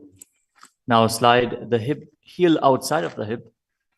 Visualize a cow in your inner space as you keep your hands on top of the knees. Perform Uddiyana Bandha and Mula Bandha. अनुषागी Nagar पंचडम ऋषिरिंदगल्यम्नि। The next asana is Machandrasana. Now place the right foot on the left thigh and the left foot on the right knee. Bring the left hand behind your back and hold onto the right thigh.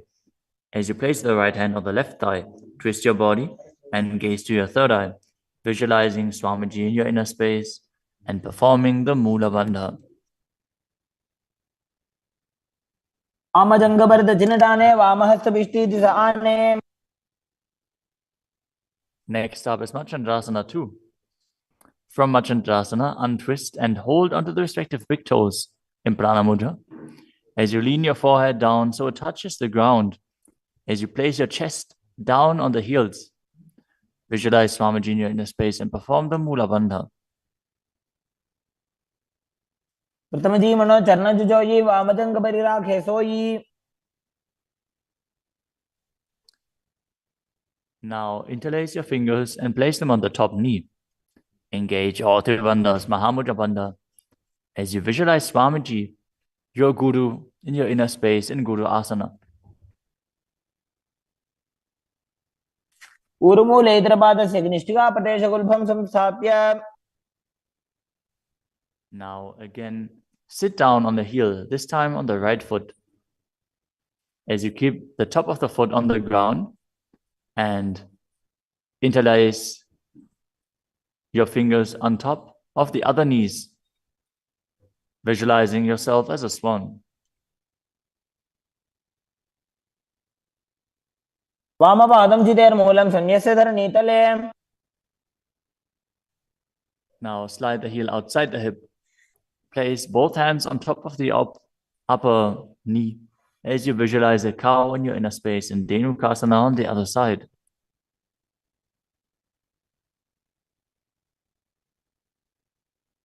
अनुशागिनगरपञ्चडं वृषीलिन्दगल्यम्नि.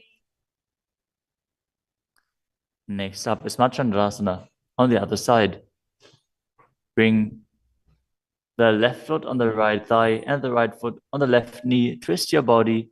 Keep one arm behind your back and hold on to the opposite thighs as you gaze to the third eye and visualize Swamiji in your inner space.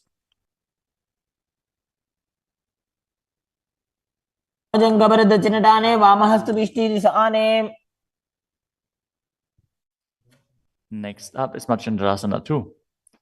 Now hold on to the feet as you lean forward and down, bringing your chest towards the heels and your forehead onto the ground. Visualize Swamiji in your inner space.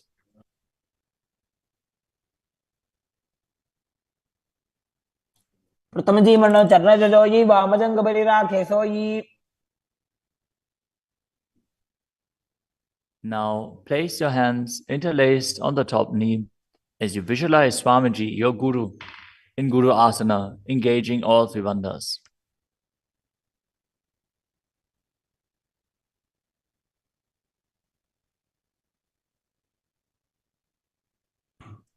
प्रथम जी मनो चरण जुजोई वामजंग परिराखे सोई. The next asana is Pashasana. Now sit with the feet flat on the ground, knees against your chest, with the hands holding onto the opposite knees. Keep your thighs together, spine straight, the tongue pressed against the roof of your mouth in Kechari Mudra as you gaze to your third eye and visualize Swamiji in your inner space. पादतले भूमो निधाय जान निवृषि निधाय. The next asana is Bodhashukasana. As you keep the feet flat on the mat, wrap your arms around the legs and hold onto the opposite wrists. Place your chin onto the knees as you gaze to the nose and visualize yourself being in an abode of bliss.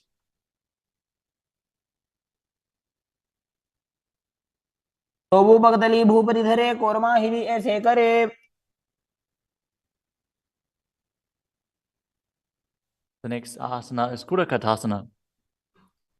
Maintain the same position, but place your arms under the knees and hold onto the opposite elbows. Gaze to your nose. Keep your tongue pressed up in Kechari Mudra, visualizing Swamiji in your inner space. दोवो हाथ पग बाहर लावे गोडा नीचे ले टहरावे.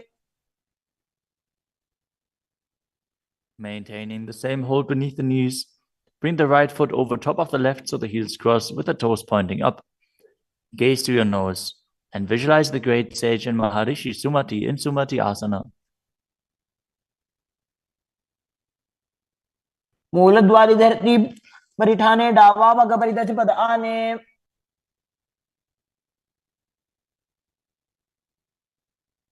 The next asana is Dandasana. Now extend your feet out straight with the arms raised straight above your head. Interlace the fingers with the wrists pointed outwards as you engage all three bandhas. Gaze to the nose. Visualize Swamiji in your inner space. Perform Mahamudra Bandha. इदानीं गर्भिणीनां योगाभ्यासो यथा लघु. The next asana is Arambhasana. Now sit with your legs straight. Hold the big toes in Prana Mudra with index and middle fingers. As you lean your chest forward and down, bring your head to the knees. Inhale through the left nostril and exhale through the right. Perform Nadi Shodhana as you visualize Swamiji in your inner space.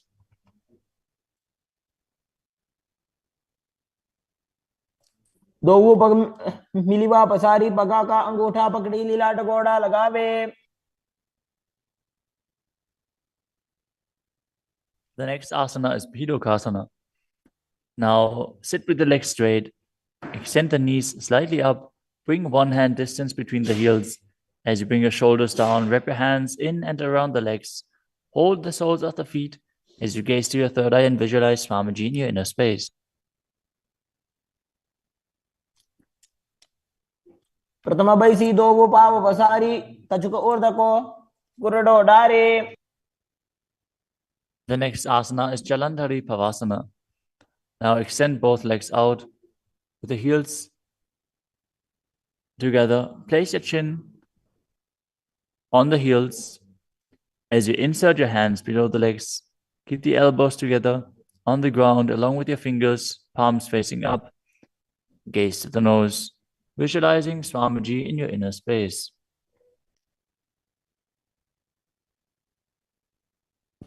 दो एड़ी mail के दीजिए हाथ पसारी. The next asana is Urdhva Paschimottanasana. As you sit with the legs extended, lift one foot behind the neck. Lean forward and down as in Paschimottanasana. As you visualize Swamiji in your inner space, if you can't, bring your leg behind your neck.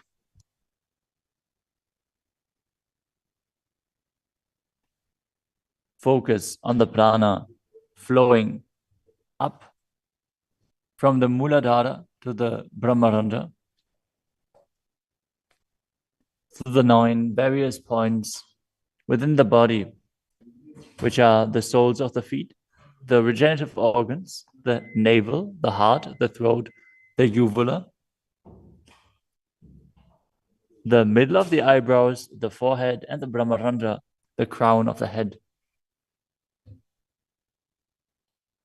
Now engage the Mula Bandha as you perform Urdhva Paschimottanasana.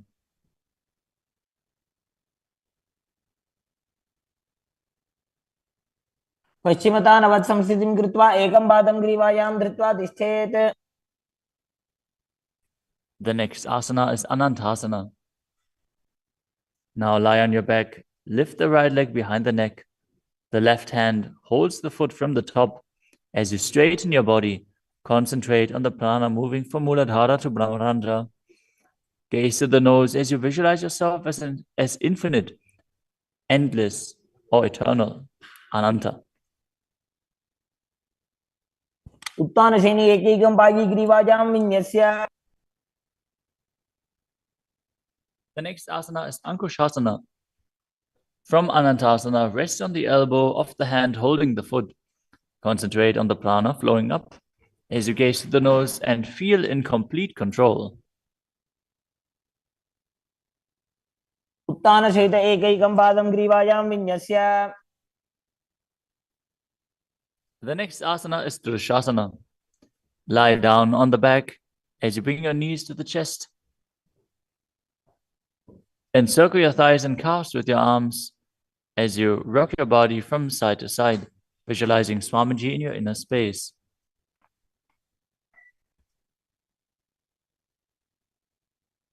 उत्तानशयनं जानुनि हृदयवष्टम्भ. Now bring the other leg behind your neck. Repeat Urdhva Paschimottanasana on the other side. Again, if you can't bring your leg behind your neck, just pull it up as high as you can and then lean forward. Hold on to the foot.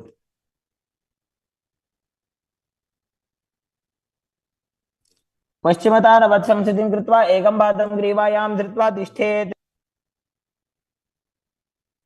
Now with the leg still behind your back, straighten your body, lay on your back, hold onto the foot with the opposite hand as you gaze to the nose and visualize yourself as being endless. तानशनि एकैकं बाजीग्रीवाजां विन्यस्य. Now roll onto your elbow and feel in complete control in Ankushasana.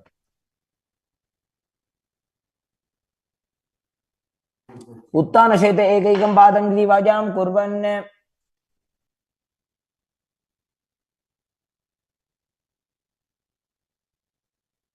The next asana is Yoga Nidra. As you lie on your back, lift your legs one by one up behind your head. Hold your hands behind your back as you gaze to the nose. Visualize Swamiji in your inner space and focus on the upward flowing prana. पादाभ्यां वेष्टयेत् कण्ठं हस्ताभ्यां पृष्ठबन्धनम्.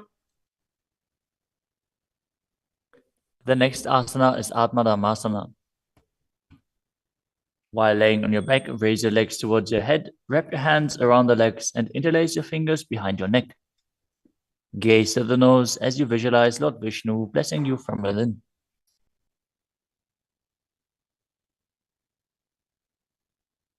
आत्मा राम आसन प्रथम सुधो सोवे. The next asana is Kochikasana. As you lay on your back, bring your knees to the chest with the soles facing up and extend your arms out sideways. Gaze to your third eye as you visualize Swamiji in your inner space.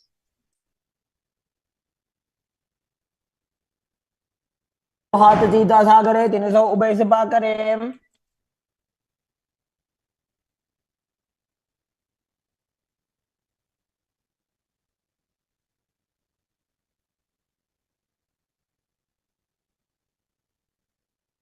Next up is the Jatara Parivritti.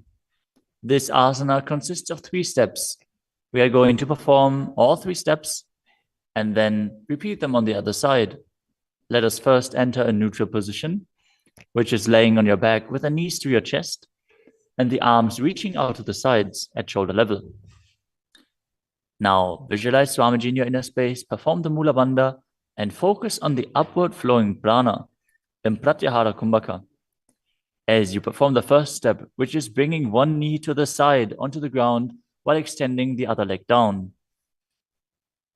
Now bring both knees bent to the side. Straighten both knees to the side, hold onto the feet and gaze in the opposite direction. वरिवृत्ति कोक्षिभागे त्रिदाहि परिकीर्तितः. Now come back to the neutral position, arms extended out to the sides and the knees pulled to your chest. As you drop the other knee towards the ground, extending the other leg down. Now bring both knees to the side and extend both knees to the side, gazing in the opposite direction. वृत्ति कोक्षिभागे त्रिदाहि परिकीर्तितः.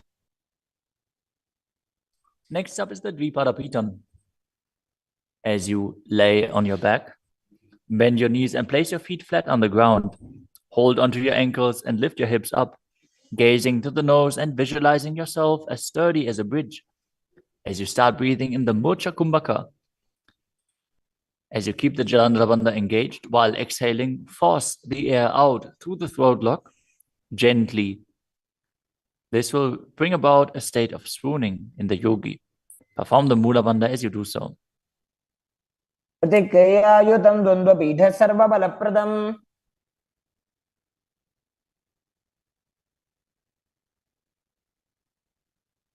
Next up is Palyankasana.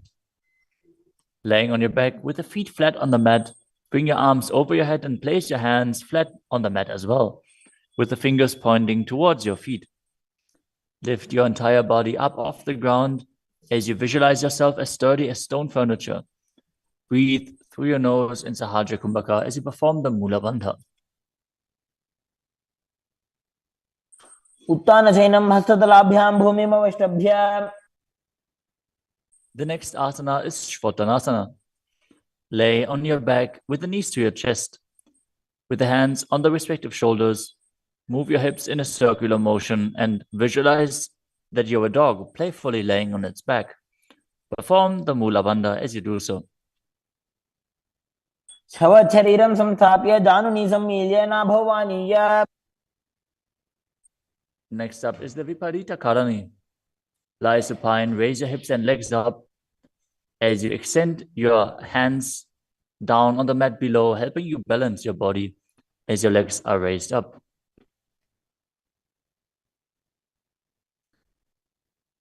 Move your legs in a circular motion as you visualize Swamiji in your inner space and keep Jalandhara Bandha and Mula Bandha engaged.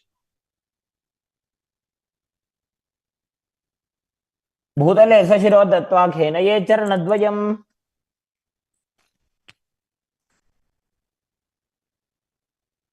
Next up is the Viparita Karani too. Now stop the movement of your legs. Keep them pointing up straight as you visualize Swamiji in your inner space. करणी विपरीताख्या सर्वाधिव्याधिनाशिनी.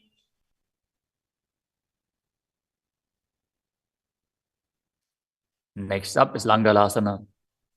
As you lay on your back, lift your hips and take your feet over the head with the toes on the floor. Stretch your hands out on the ground behind your back. Clasp your palms, rest on your neck and shoulders. As you visualize yourself as a plow, breathe in Mocha Kumbhaka with Jalandhara Bandha and Mula Bandha engaged. दिवा contain भूमिं विष्टंभ पादाग्रद्वयम् ऊर्ध्वमुन्नयेत्.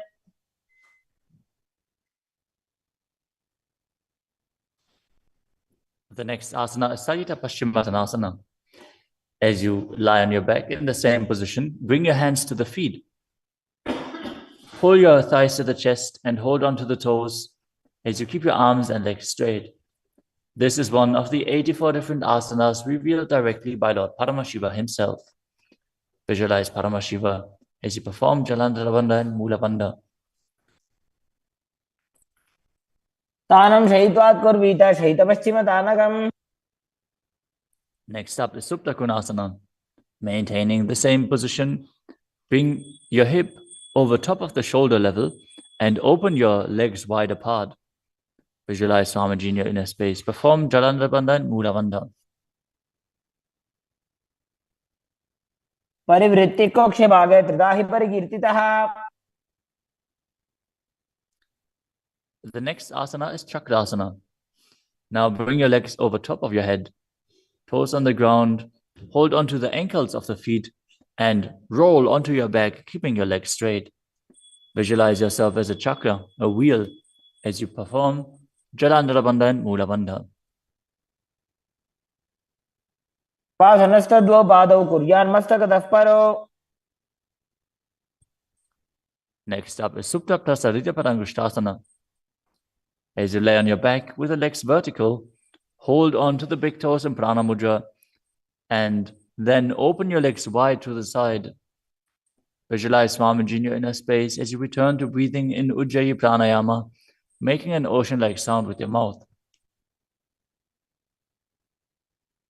उत्तानपादं क्रौञ्चं च मरीचिं वीरभद्रकम्. The next asana is Supta Padangushtasana. Now, hold onto the big toes and join your feet together above your body, keeping your legs straight and your arms straight as well. Visualize Swamiji in your inner space and perform the Mula Bandha. उत्तानपादं क्रौञ्चं च मरीचिं वीरभद्रकम्.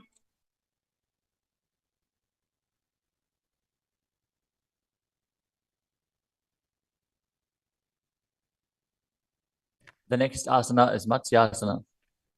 From Supta Padangushtasana, move your legs into Padmasana and lay on your back, holding onto the opposite elbows over your head. Gaze to the nose and visualize Matsya, the fish avatar of Vishnu. Matsyasana. मुक्तपद्मासनं कृत्वा उत्तानशैलं चरेत्.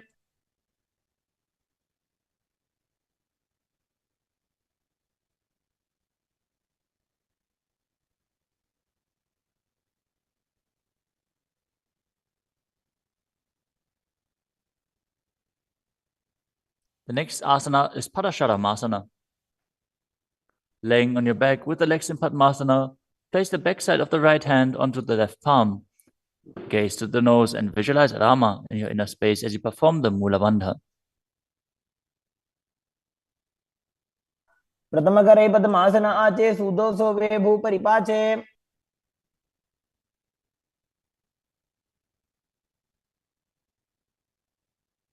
The next asana is Sarvangasana.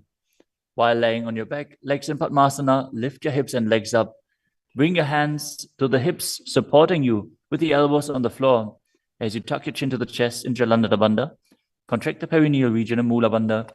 Gaze to the nose and visualize Swamiji in your inner space. अथवा क्षेत्र संक्षेपात् सर्वांगासनम् उत्तमम्. Next up is Vrishchikasana. As you lay on your back, one foot on the opposite thigh, lift the other knee towards your head. Extend both arms up above your head and hook the fingers forward, gazing to your third eye and visualizing yourself as a scorpion.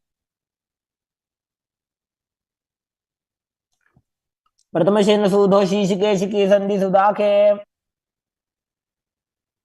Now exchange the position of your feet. Repeat Vrishchikasana on the other side.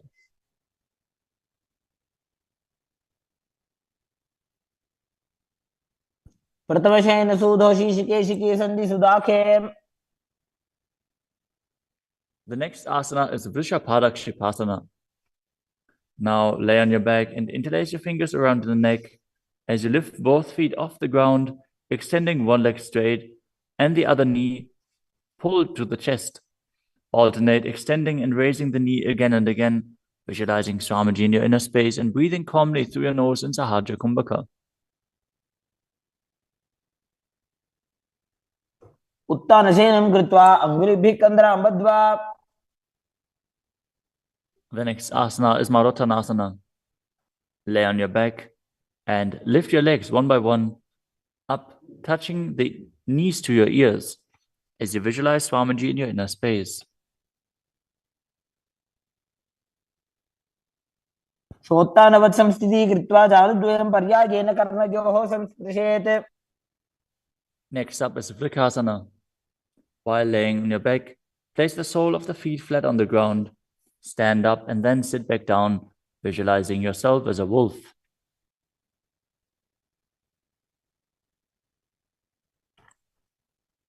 अथ उत्तानशयनं कृत्वा पादतलाभ्यां भूमिं धृत्वा. The next asana is Ludhasana. Lay on your back and quickly throw your legs up above your head. Completely roll over. Repeat this again and again, visualizing Swamiji in your inner space. Finish in a prone position. उत्तानशयनं पादौ शिर उल्लङ्घ्य.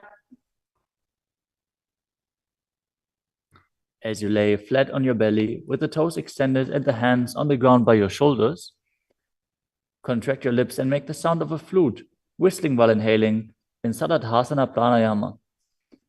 Visualize yourself as a chariot, carrying warriors into a battle for Dharma on your chariot back.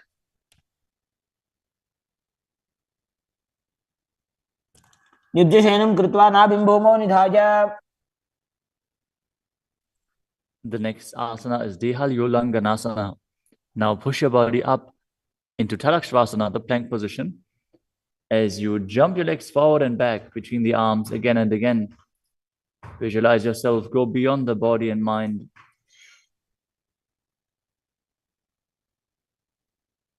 हस्तद्वयं बद्ध्वा तन्मध्यचरणद्वयम् उड्डानैव बहिरानीय. The next asana is Jatyasana. From a standing position, bend forward and place your hands on the mat, walking back and forth as you visualize yourself as a wise 60-year-old elephant.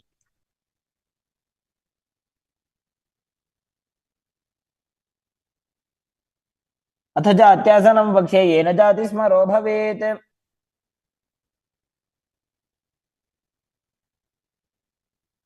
Next up is the Luritika Karana. Stand with your knees bent, feet pointing outwards, and bend your elbows. Keep your hands at the chest level. Swiftly move your arms across your body and then bring them back to the center. Tilt your head back, open up your chest towards the sky, and move your head in all directions.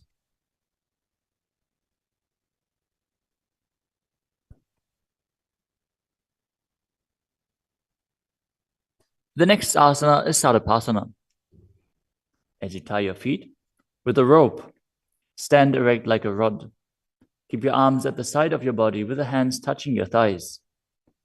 Visualize that your Kundalini Devi is raising and curling upwards around your body. As you breathe calmly through your nose in Sahaja Kumbhaka, leading the prana along your spine, contract the perineal region. Force the Kundalini Shakti up. As you internally chant Om Nithyananda Paramashivoham. अथ सर्पासनं वक्ष्ये वायुपाणाय केवलम्. The next asana is Ushtrasadhanasana. While standing, place all fingers on the mat and then stand on your hands. Keep your feet on the fists as you begin to move and walk like a camel. Visualize yourself as a camel as you walk around on the mat.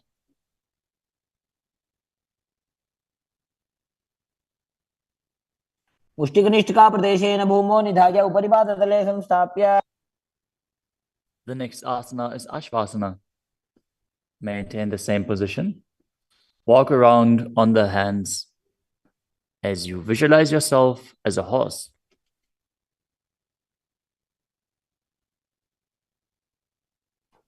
मुष्टिकनिष्ठिका प्रदेशेन भूमौ निधाय.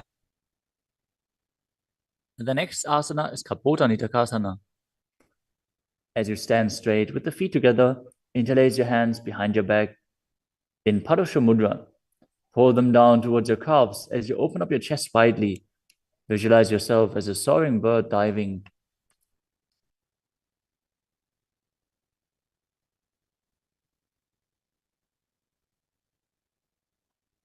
पादतले भूमौ निधाय.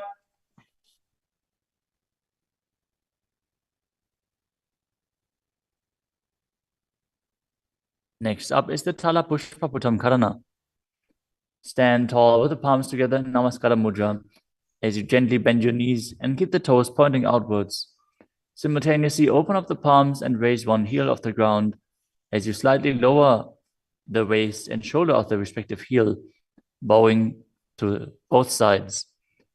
As you visualize you're holding a bouquet of flowers and offering it to Paramashiva.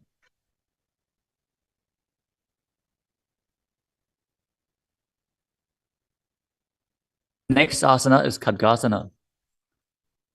As you lay down on your stomach, jump your feet up towards your hands and stand. As you bring the palms together, forming the horn of the rhinoceros in Namaskara Mudra, visualizing yourself as a rhinoceros and gaze to the nose.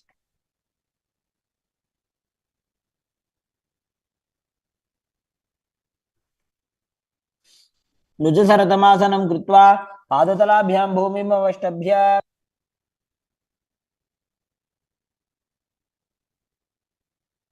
Next up is the Uttanottanam. Hold onto weights if you want to intensify this asana. Now sit down all the way or as low as you can to the ground and stand back up. Do this again and again as you visualize Swamiji in your inner space.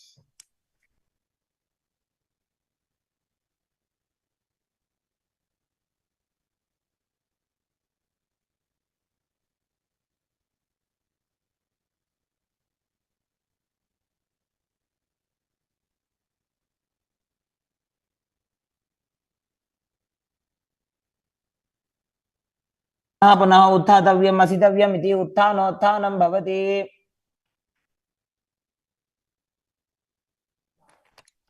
The next asana is Musalasana.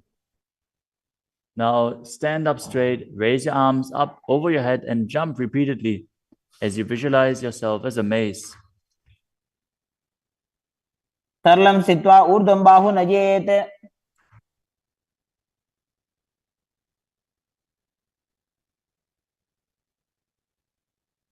The next asana is Utshesakasana. From a standing position, pull the sole of the foot towards your chest, while with the other leg, sit down and stand back up. Alternate on both sides. As you gaze to the nose and visualize Swamiji in your inner space. एकैकं पादतलं कुक्षौ निधाय. Next up is the Parshva Karana.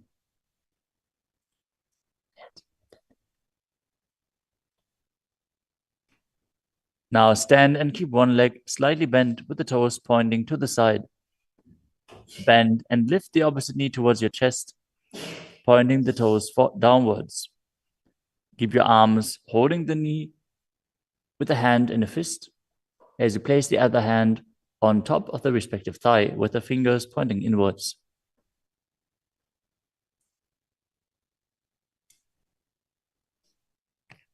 The next asana is Tandavasana. You can hold weights to intensify this asana. Visualize yourself fiercely dancing as Lord Shiva as you stand on one leg with the opposite leg extended forward. Lower your body down to the mat and then stand back up straight. एकेन पादेन स्थातव्यं ताण्डवासनं भवति. The next asana is Brahmanasana. Now place one foot onto the opposite thigh as you stand erect on the mat like a rod. Keep your hands by the sides, visualizing yourself being blessed by Lord Brahma. ब्राह्मणासनमावक्ष्ये यत्कृत्वा ब्राह्मणो भवेत्. The next asana is Garudasana 3. Stand tall and wrap the left leg over and around the right knee as you tuck the left toes on the other side of the right calf. Simultaneously cross the left arm below the right and bring the palms together in Namaskara Mudra in front of your heart as you visualize yourself as Lord Garuda. उत्तानकूर्मपीठं च संहिमस्गारुडमेव च. The next asana is Ekapadasana. Now bring the leg to the other thigh as you keep the hands hanging down by the sides towards the knees. Visualize Swamiji in your inner space.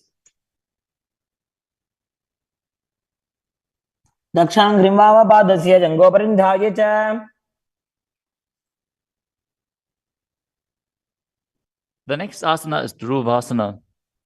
Stand on the right leg and hold onto the big toes of the left foot as you straighten the left leg out to the side and visualize yourself as the North Pole Star as you rotate on the standing leg. एकेन हस्तेन दण्डरूपस्य एकस्य पादस्य अग्रं धृत्वा.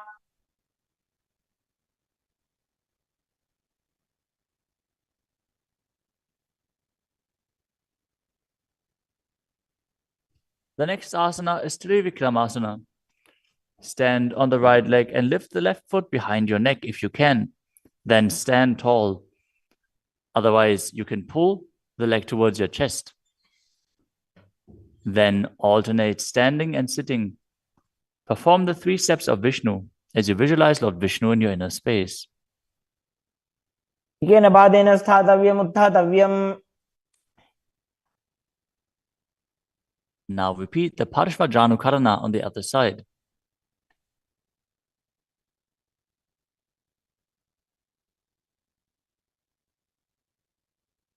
Now visualize yourself fiercely dancing as Lord Shiva as you repeat Tandavasana on the other side.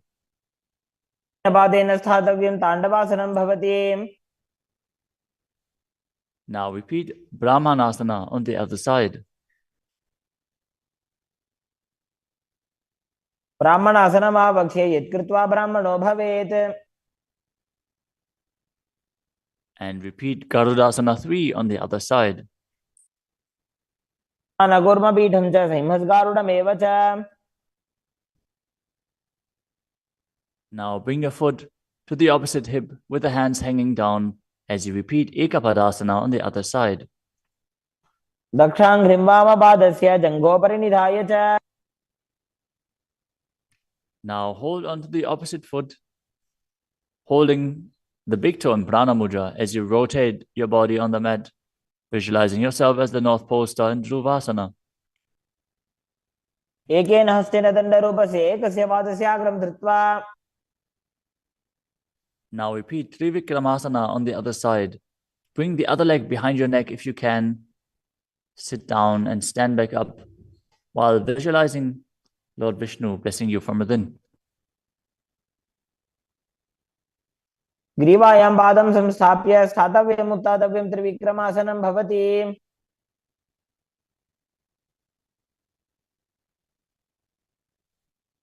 Next up is the Samanaka Karana. Stand with the feet close together, toes pointed slightly out. Keep both hands to the sides of your body as you stand straight on the mat and relax. After this intense asana practice, this intense sequence, breathe deeply as we enter into the final 100 asanas of the sequence. The next asana is Gora Kajali Asana. Stand erect and then bend forward. Bring both hands underneath the knees and make a finger lock in Padusha Mudra as you sit in a squatting posture, and then let the finger lock touch your navel. Visualize Sage Goraknath, the founder of the Natha Yoga Hindu Sampradaya, as you perform the Jiva Chala Kumbhaka, forcefully moving the retained prana up and down within your body and throughout your limbs, along with the mind. Perform the Mula Bandha as you do so and internally chant Om Nithyananda Paramashivoham. प्रथम ही उभ होए बाहुरी नीचो पुनि होवे। The next asana is Kanchira Asana. Now insert your hands between the thighs and calves and then wrap them around behind your butt, interlacing your fingers behind your back. Keep your chest upright. Visualize Swamiji in your inner space. ऊर्ध्वमध्यात् हस्तौ निवेशय नितम्बं धृत्वा। The next asana is Bhairu Asana. Now bring your feet together and sit in a squatting posture with the heels touching the perineum. Hold the hands at the back. In Parusha Mudra, sit upright and gaze to your navel, visualizing Bhagavan Kalabhairava, the Lord of Time. दो ऊपक की थलिया की माहिली को मिलाई। Next up is Varahasana. Now squat all the way down to the ground. Keep your feet together, toes apart. Bring your elbows up close to your head and join your palms behind your back with fingers pointing down. Gaze to the nose and visualize a boar, which is one of the 10 incarnations of Mahavishnu. पागदली की माहिली को मिलाई फना पानी उकड़बई से।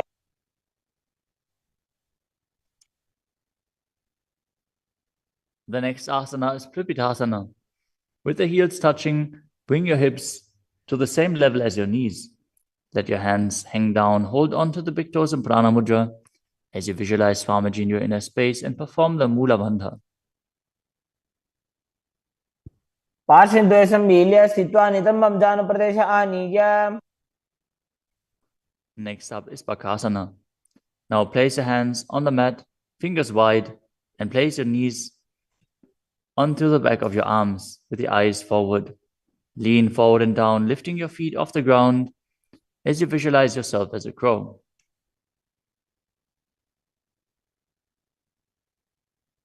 हस्ताभ्याम अवनिमवष्टभ्याम।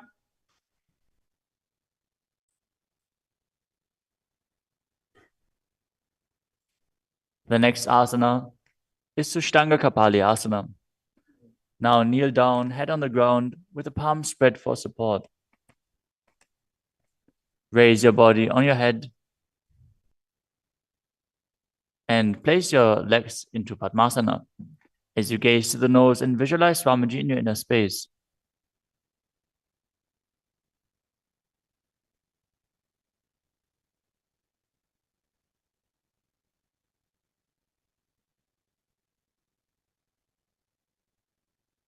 आसन को गुण कपाल आछो होई।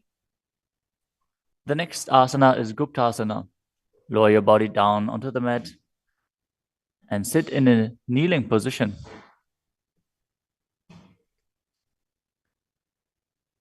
Keep your toes touching behind and sit in between the heels. As you place your hands on the knees, sit straight and gaze to the nose as you visualize you are sitting in the secret seat with Paramashiva and Guru. ध्यानोर्वोरन्तरे पादौ कृत्वा पादौ च गोपयेत्. The next asana is Vrikshasana too. This is another inverted posture. So if you have any blood pressure related issues, please take precautions.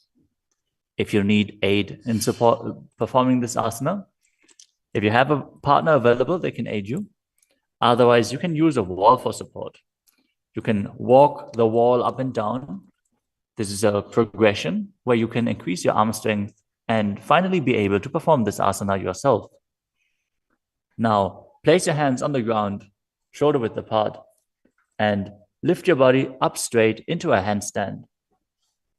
Visualize you're a tree with deep roots into the ground as you breathe calmly in Sahaja Kumbhaka.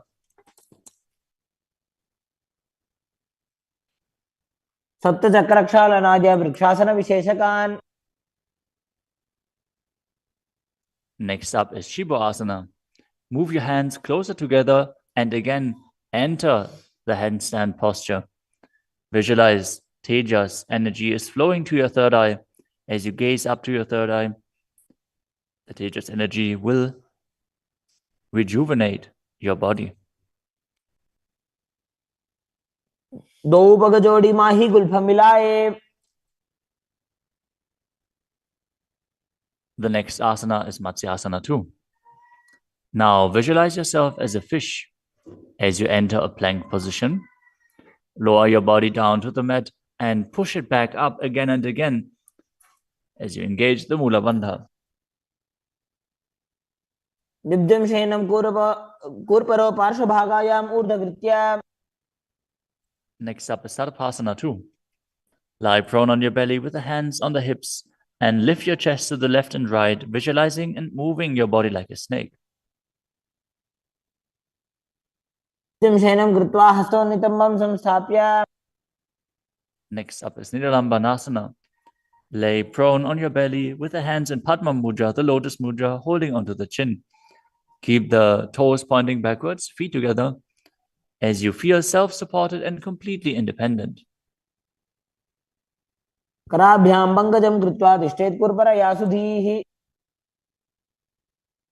next asana is Chakrasana. As you lay on your stomach, place your hands flat on the mat in front. Straighten your arms and bend your knees. Bring the feet towards the upper back and lift your head and chest up, visualizing yourself as an umbrella protecting your guru from the sun rays. The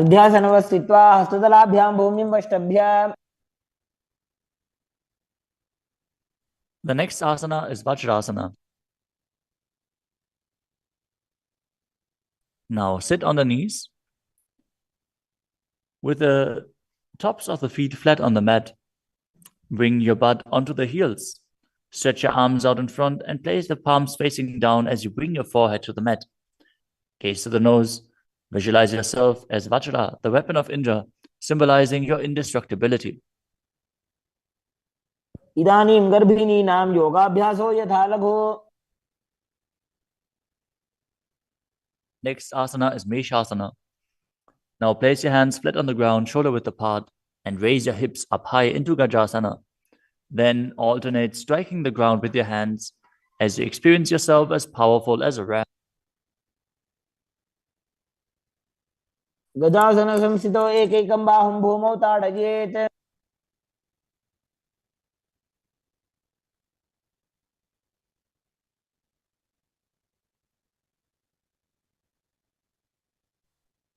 The next asana is Ajasana. From Gajasana position, lift your legs up into the air and slowly bring your forehead to the ground. Visualize yourself as unborn, existing for all eternity. गजासन संस्थितो पादद्वयम् अन्तराले कृत्य.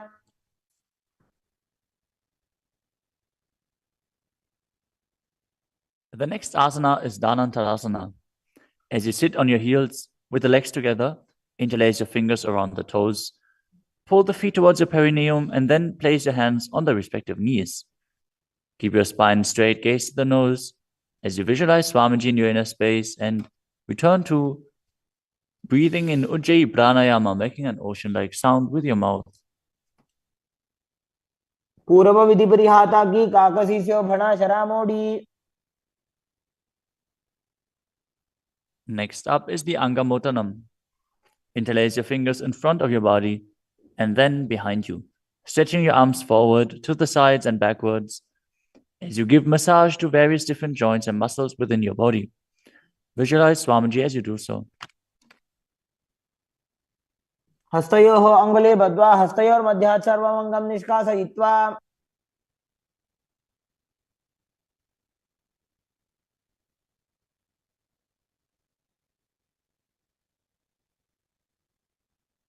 Next up is Garudasana form. Now sit on your heels in Vajrasana as you turn your feet out to the sides. Keep your thighs and knees resting on the ground. Keep your spine straight, hands on the knees. Visualize yourself as Lord Garuda, flying Lord Vishnu and Lakshmi on his back. जंगोरुभ्यां धरां पीड्य स्थिरकायो द्विजानुनाम्. Next up is Ananda Mandirasana. Now sit with your legs folded back, the toes pointing backwards, the knees wide, with the hands below the ankles. Keep the front of your buttocks on the ground as you gaze to your third eye and visualize yourself residing in the blissful space of a temple. अथ पक्षे वीरनाथ आनंद मंदिरासनम. Next up is Mandukasana 2. Now sit with the knees wide, the feet overlapping on top of your ankles. Keep your hands underneath the knees, gaze to the nose, and visualize yourself as a frog as you perform Uddiyana Bandha and Mula Bandha. पृष्ठं संपीड्य गुल्फाभ्यां जान्वंगे सवलयाकृतिः.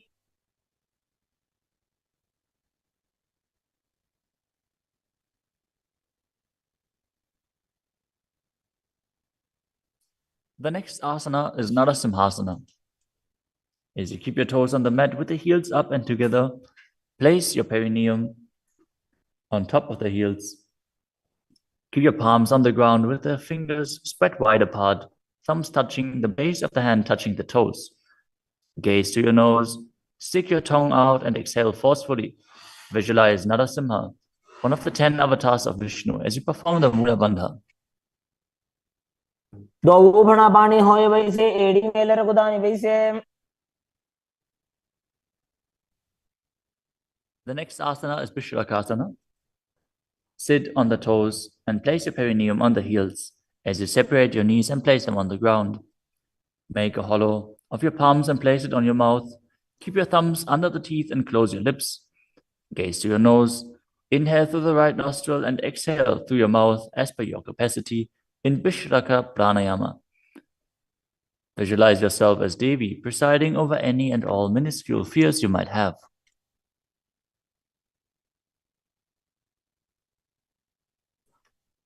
दो उपगांगी एड़ी जोई गोड़ा फनोवान पनिहोई. The next asana is Makadasana. Now bring the soles together, the top of the feet on the ground. As you sit on the heels, bend your elbows, bring your fingers to the armpits, and imitate as if you were a monkey stretching itself. Visualize yourself as a playful monkey as you gaze to your third eye and perform the Mula Bandha. दो भगतले संपुट आने तिनकी बिष्टि भूमि पर इठाने. The next asana is Vajrasangarasana. Stand on the toes with the soles of the feet together. Sit on the heels, keep your knees wide and off the floor. Hold your elbows behind your back as you gaze to the nose. Embody a diamond-like strength for yourself and your Sangha, your spiritual community.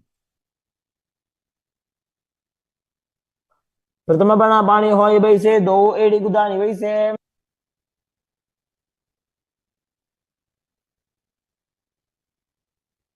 The next asana is Kanjanasana.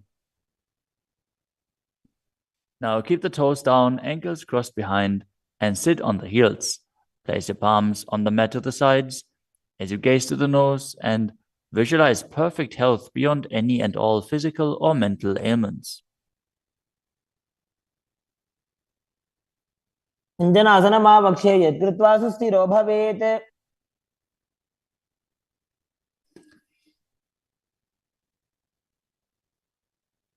The next asana is Kurmasana, the turtle posture. With your toes flat, cross your feet and place your perineum onto the back of the heels. Keep your knees wide and on the floor. Rest your hands on the knees. Gaze to the nose and visualize a turtle with a stable body and mind to live for hundreds of years. गुल्फौ च वृषणस्याधौ व्युत्क्रमेण समाहितौ. The next asana is Yogasana. With the toes flat, cross your feet and place your perineum onto the back of the heels. Gaze to your nose and visualize Swamiji in your inner space. गुदं नियम्य गुल्फाभ्यां दान्वङ्गे सवलयाकृतिः. The next asana is Vijogasana. Now stand on your knees. Cross your ankles behind with the feet near the opposite knee. Hold the calves with the fingers inside and the thumbs outside as you gaze to your third eye and visualize a space of eternal oneness, Advaita, with your Guru. घोड़ा वामो उभय होई घोड़ा आड़ा राखे दोई. The next asana is Ushtrasana 2. In a kneeling position, bend backwards, hold your ankles with your hands and keep your arms straight. Push your hips forward and tilt your head back as you visualize yourself as a camel. मेरुदंड ग्रंथि दाढ्य संविपादयिषु पुमान्. Next up is Jatyasana 2. With the heels together and the hands on the soles of the feet, slowly lean back.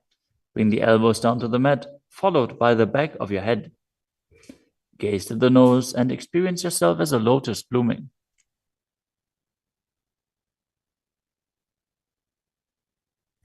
दो एड़ी संपुट करे सोले मूल द्वारित हृदरे. Next up is Viratasana.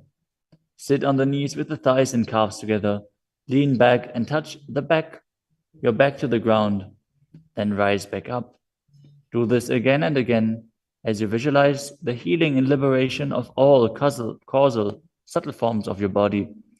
Gaze to the nose and perform the Mula Bandha. जंगा पृष्ठभूमो निधाय जंगोदरयोः ऊरुनि संस्थाप्य. Next asana is Kapotasana. From Viratasana, raise your hips higher.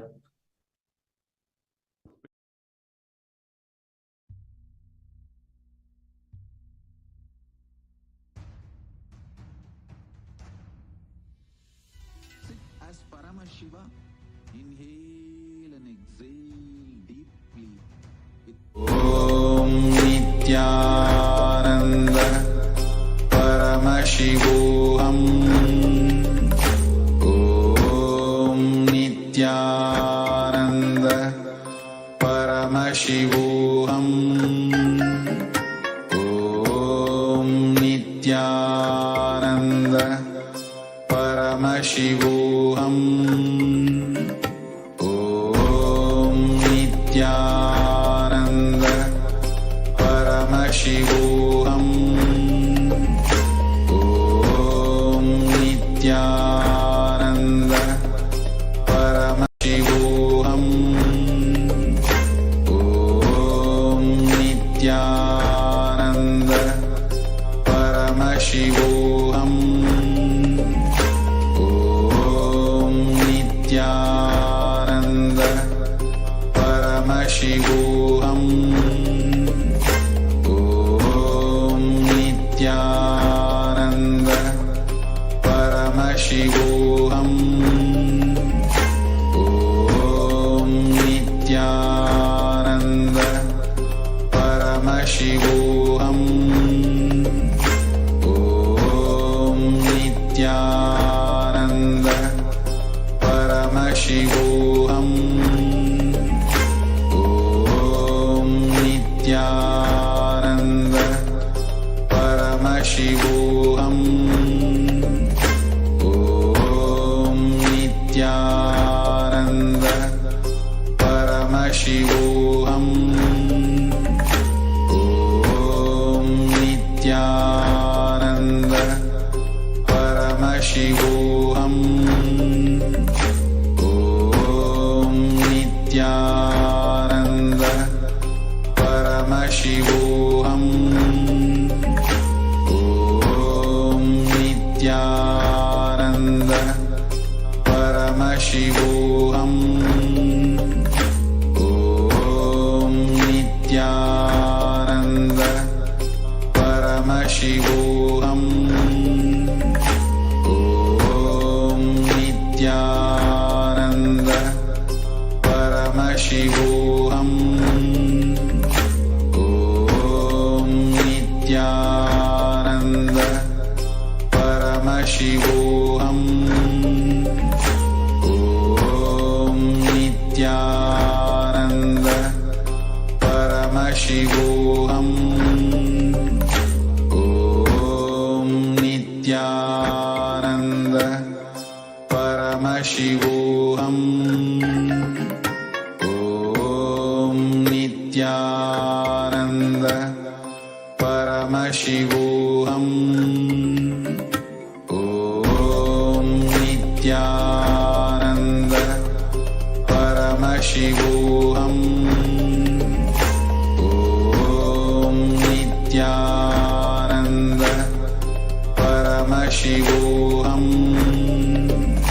Om Nithyananda Paramashivoham. Om Nithyananda Paramashivoham. Om Nithyananda Paramashivoham. Om Nithyananda Paramashivoham. Nithyananda, sorry for the technical glitch. Now let's continue with the sequence of the Dvitiya Vinyasa Krama with Kapotasana. Now from Viratasana, raise your hips up higher, bring the forearms on the mat and hold the back of the heels, bringing the head between the feet. Visualize yourself as a beautiful dove. मेरुदण्डग्रन्थि दाढ्य सम्पिपादयि शुप्पुमान्.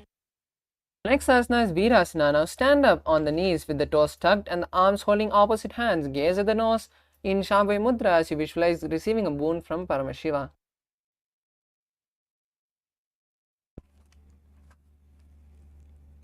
जाननी भूमौ संस्थाप्य हस्ताभ्यां बाहु परस्परं धृत्वा. Next asana is Varahasana. Now from this kneeling position, bring your forehead to the ground and hold your head with both the hands as you rest the elbows by the knees. Visualize yourself as Varaha, the boar avatar of Vishnu. सूर्यं चन्द्रं भेदनानि आसनानि निकथ्यते. The next asana is Mundasana. This is an inverted asana. So we request all the participants to take support if needed. Now place your forearms on the ground and interlace the fingers. Then place your head and support your head with the interlaced fingers, making a triangle with your head and elbows. Now slowly walk your feet forward and stack your hips on the shoulder and raise your legs up towards the sky as you balance in Mundasana. अथो मुण्डासनं वक्षे सर्वेषां प्राणिनां सुखम्.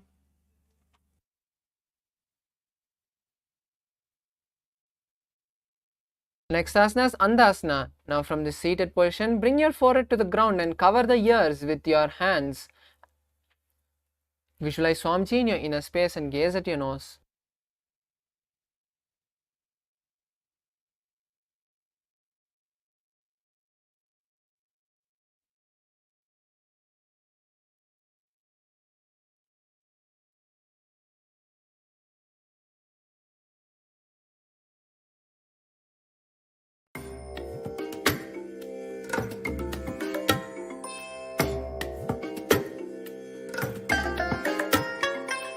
I bless you all. Let you all open all your three eyes and manifest the powers of Mahasadashiva. Om Nithyananda Paramashivoham. Om Nithyananda Paramashivoham. Om Nithyananda Paramashivoham. Om Nithyananda. प्रथम भगदलिए तमतारावे गौरमाहिनी उभे मिलावे Om Nithyananda.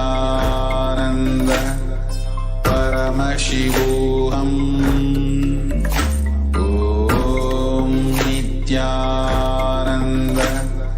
Paramashivoham. Om Nithyananda.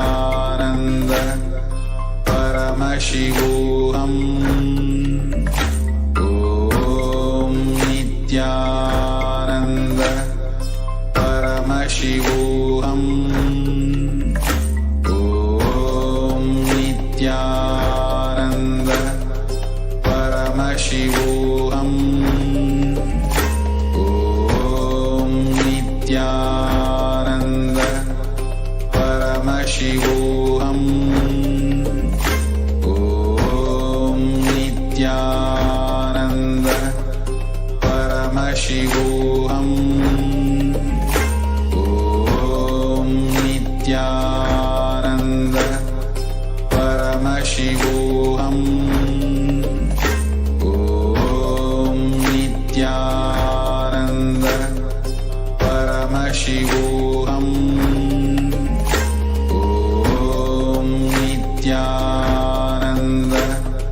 Paramashivoham. Om Nithyananda. Paramashivoham. Om Nithyananda. Paramashivoham. Om Nithyananda.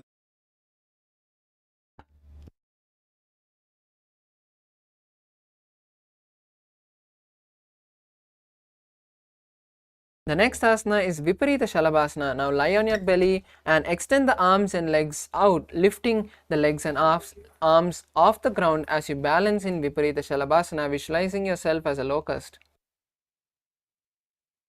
शलभासन भेदाश्च नटभेरुण्ड नामके गण्ड भेरुण्ड सहिते शीर्षदण्डासनं तथा Next asana is Kapalasana. Now lie on the ground and place your arms by your sides as you visualize yourself as a skull.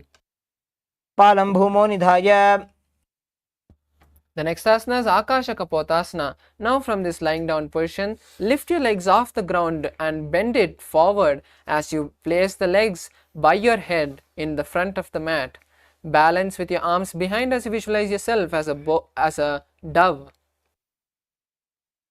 पुत्रासने स्थित्वा चरणौ भूमेरुत्थाप्य मस्तकोपरि नीत्वा Next asana is Chatakasana. Now come to a seated position and sit on your heels. Place your forearms on the ground and visualize yourself as a bird. ऊर्परपर्यन्तौ हस्तौ धरामोष्टभ्य The next asana is Vrishchikasana. Now from this position, slowly raise your hips off the ground and stand on your legs, on your heels. Then slowly kick your legs off the ground, bringing your head behind your back and touching the head. Balance in this asana as you visualize yourself as a scorpion. क्षेव पुच्छप्रतिमाङ्घ्रिपार्श्वे धृत्वा स्वशीर्षे चिबुकं विधार्य कौ Now relax. Now be seated on your heels and slowly move the right heel outside of the under the perineum and place your hands on the mat as you visualize yourself as a bull. याम्यगुल्फे पादमूले वामभागे पदेतरं विपरीतं स्पृशेत् भूमिं वृषासनमिदं भवेत् Next asana is Lolasana. Now place your hands flat on the mat and lift your legs off the ground as you balance only on your hands. Visualize Swamiji in your inner space. लोलासनं सदा कुर्यात् वायुलोलापघातनात् Next asana is Vrishasana on the other side. Now sit on your heels and slowly slide the left heel outside of the perineum. Visualize yourself as a bull.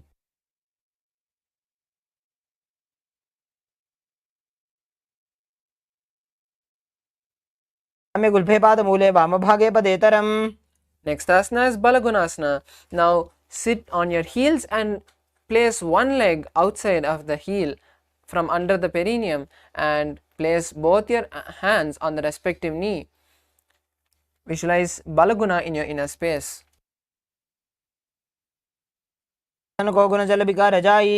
Next asana is Grahasana. Now stand up and squat with the feet flat on the mat as you bring your elbows under the thighs and wrap it around the shins.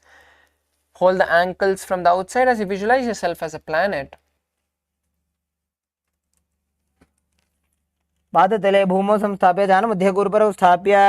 The next asana is Balagunasana on the other side. Now place the right toe on the ground and sit on the heel of the right foot as you place the left foot on the mat on the ground with the knees raised towards the chest.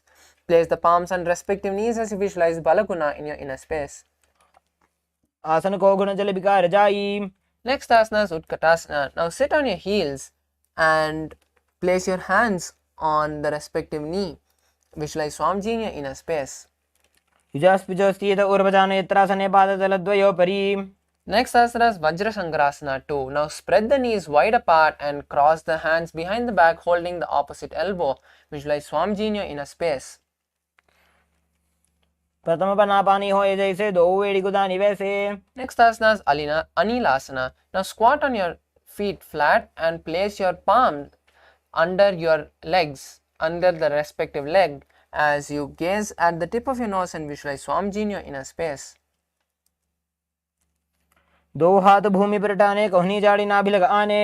Next asana is Padukasana. Now stand up straight and bend down, placing your palms under the feet and holding the sole of the respective feet. Start walking back and forward on your mat, visualizing yourself wearing padukas. The next asana is Kukkutodhanasana. Now place your palms flat on the ground and start kicking your legs off the ground and let it land back on the mat. Visualize yourself as a rooster. The next asana is Viparita Nrityasana. Now place your hands on the mat and raise your legs up into a handstand. Start shaking your legs and dance in this handstand posture as you visualize Swamiji in your inner space.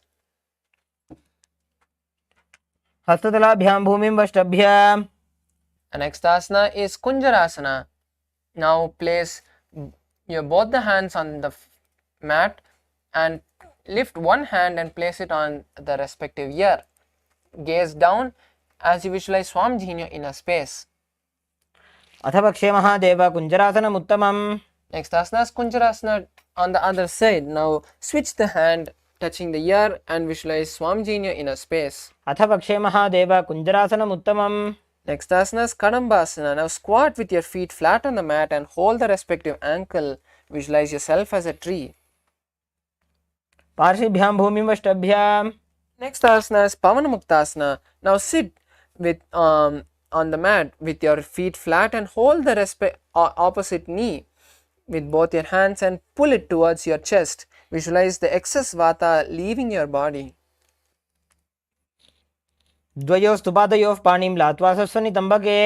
Next asana is Chakorasana. Now from this seated position, stretch your legs forward and lift one leg and place it behind your neck.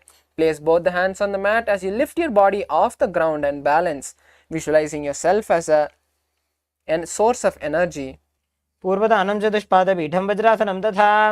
next asana is Dhanurasana. Now stretch both the legs forward and hold the respective big toe with the hand. Lift one leg and pull the leg towards your ear as you maintain the other leg straight. Visualize yourself as a bow. The next asana is Ashtavakrasana. Now place one leg over top the respective shoulder and bring the other leg across and hook it on top of the raised leg. Lean forward and down as you extend your legs towards the side and lift the body off the ground. Next asana is Pranasana. Now place one foot flat on the mat and bring the other thigh under this raised leg, on top of the raised leg. Have the left hand underneath the shoulder and raise the leg, placing the hand flat on the ground. Visualize your ability to exist solely from prana. एतत् प्रभेदं वक्ष्यामि करोति यः स चामरः. Next asana is Parshvamatsendrasana. Now place your right foot at the root of the left thigh and place the left leg by the side of the right knee. Hold the left hand by the right and twist your body. पार्श्वाभ्यां धृत्यते यास्तु पार्श्वमत्स्येन्द्रमुत्तमम्.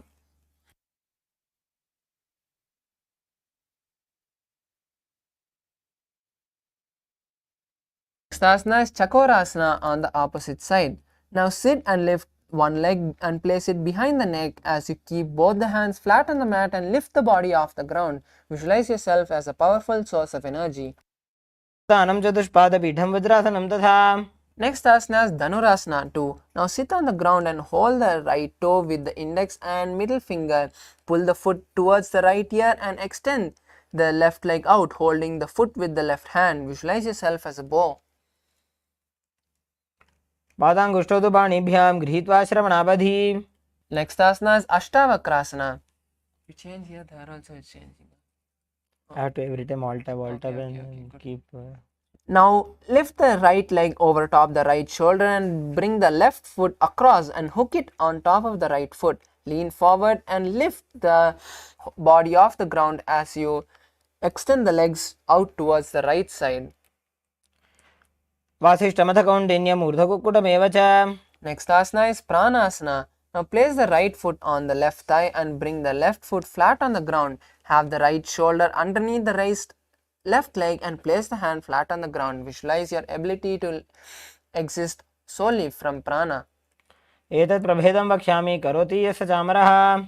Next asana is Parshvamatsendrasana on the opposite side. Place the right foot at the root of the left thigh and then the left leg by the side of the right knee. Hold the left leg by the right hand and twist the body. Visualize the great sage Matsyendranatha. पार्श्वाभ्यां धृत्यते यास्तु पार्श्वमत्स्येन्द्रमुत्तमम्. The next asana is Ardha Paschimottanasana. Now place both your legs straight and bend one leg, placing the heel towards the perineum. Hold the straight leg with both the hands and bend forward, touching your forehead to the knee. Visualize Swamiji in your inner space. एकं पादं प्रसार्य एकं पादस्य पार्श्वनासीवनी सम्पीड्य. The next asana is Kraunchasana. Now from Ardha Paschimottanasana, fold the bent leg and place the heel by the hip. Raise the straight leg towards the sky and hold it with both the hands, placing your forehead on the knee. Visualize yourself as a crane. वासिष्ठमथ कौण्डिन्यम् ऊर्ध्वकुक्कुटमेव च. Next asana is Ardha Paschimottanasana on the opposite side. Now bend the other leg and place it by the perineum as you bend forward and hold the stretched leg with both the hands, placing the forehead on the knee. Visualize Swamiji in your inner space. एकं पादं प्रसार्य एकं पादस्य पार्श्वनासीवनी सम्पीड्य. Sure, it's already 50.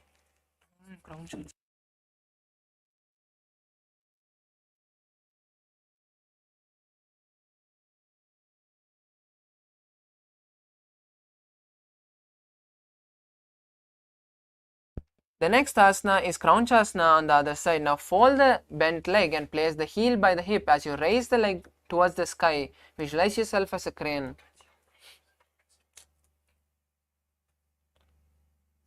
उत्तानपादं क्रौञ्चं च मरीचिं वीरभद्रकम्. Next asana is Swastikasana. Now place the right leg on top of the left leg as you visualize yourself as the embodiment of good fortune and peace.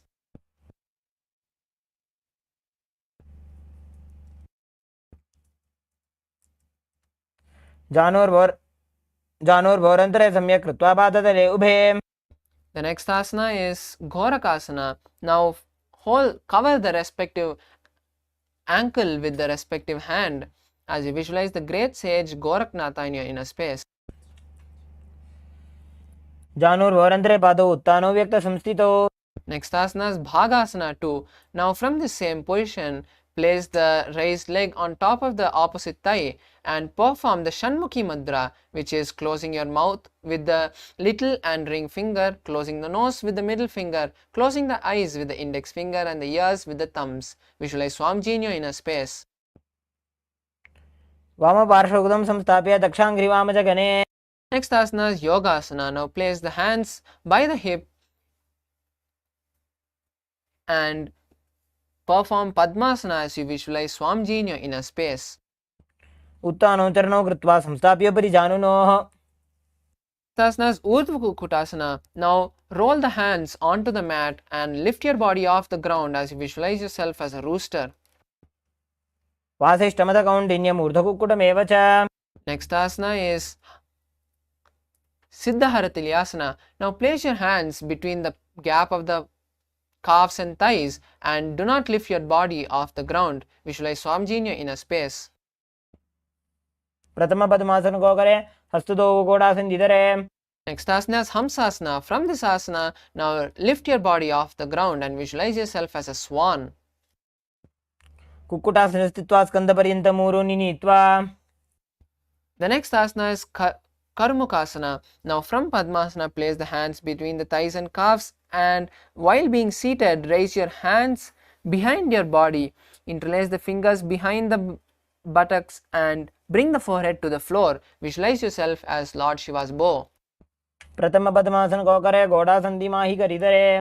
Next asana is Kurmasana. Now insert your hand between the gaps of your calves and thighs and lift your legs off the ground as you hold the respective shoulder. Visualize yourself as a tortoise. By जंग प्रदर्शन पावा, दाई जंग परिबाई ल्यावा.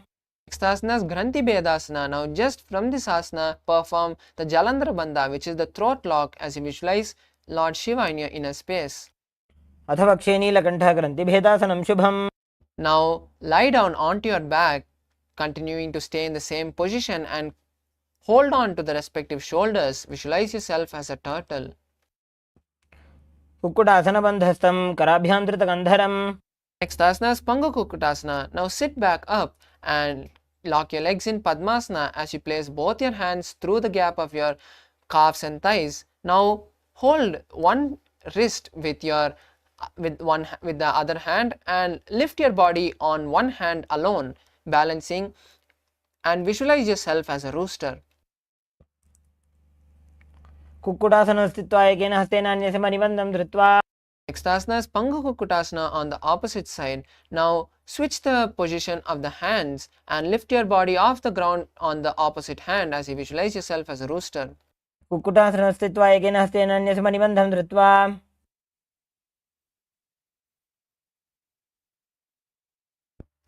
Next asana is Gridrasana. Now place the elbows on the soles and interlace the fingers as you place the chin on the interlaced fingers. Visualize Swamiji in your inner space. जानुर्वोरन्तरे पादौ उत्थानो व्यक्तसंस्थितौ. Next asana is Padmasana tree. Now stack the palms and place the stacked palms in front of your navel as you visualize Swamiji in your inner space. उत्थानो चरणौ विधाय विधिवत् शक्तिस्थितौ योगिरात्.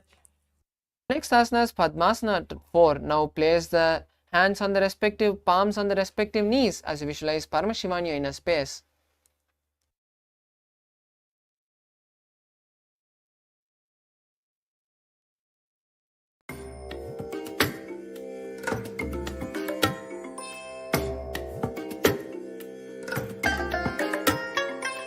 I bless you all. Let you all open all your three eyes and manifest the powers of Mahasadashiva. ॐ नित्या एतत् पद्मासनं कुर्यात् प्राणवायुप्रसिद्धये. Asana is Karmakasana 2. Now from Padmasana, hold one toe with the index and middle fingers and place the hand on the respective knee as you rotate the toe with your index and middle fingers. Visualize yourself as a bow. अथान्यासनमापक्षे योगपूरकरक्षणात्. Next asana is Karmakasana 3. Now hold in Padmasana, cross your hands behind the back and hold the respective toe. Visualize yourself as Paramashiva's bow. कार्मुकासनमाक्षित्य उदरे पूरयेत् सुखम्. Next asana is Dridasana. Now visualize yourself continuing to stay in the same position. Visualize yourself as Paramashiva's third eye. ऊरुभ्याम् उपरि स्थाप्य पादयुग्मं प्रयत्नतः. Next asana is Nagrasana. Now from this position, try to lie down, or if you can't continue to hold your toes, just cross your hands behind your back as you visualize yourself as a snake.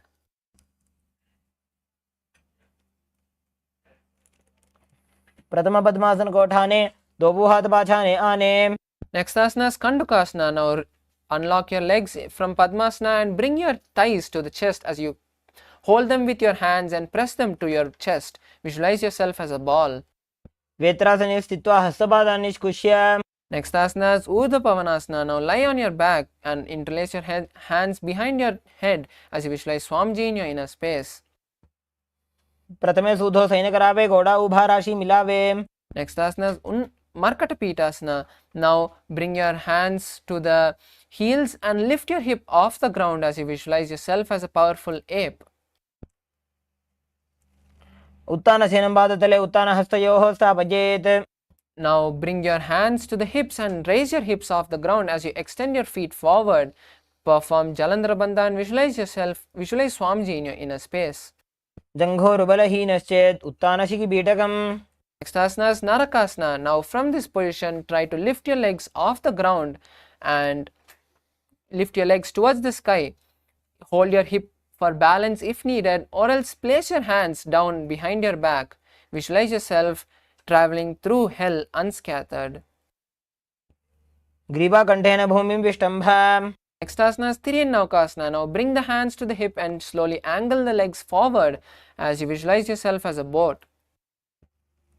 नौकावत् स्थित्वा ऊर्ध्वं पादाग्रद्वयं नयेत्. Next asana is Dvajasana. Now place your hands back on the mat if you can, or else hold the hip with both your hands. Visualize yourself as the Kailasa flag. तिर्यन्नौकावते ग्रीवापृष्ठकोर्परीः भूमिं वष्टभ्य. Next is Smritasana, the last asana. Now lie on your back with your hands and palms facing forward by your hips. Visualize Swamiji in your inner space as you perform Shakti Chalana Mudra, which is visualizing the Kundalini traveling from your your root center to your crown center. Intensely visualize Swamiji as you unclutch completely from your body. उत्तानं शववद्भूमौ, शयनं तुषवासनं, शवासनं श्रान्तिहरं, चित्तविश्रान्तिकारकम्.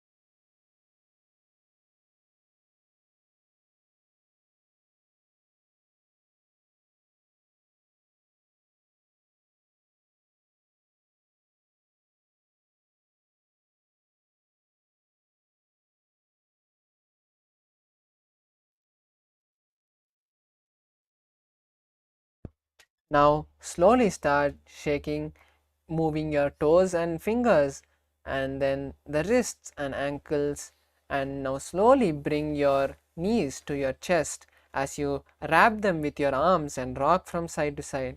Now slowly turn to your right and get up and be in a comfortable seated position as we now congratulate ourselves for successfully completing the 308 asana sequence.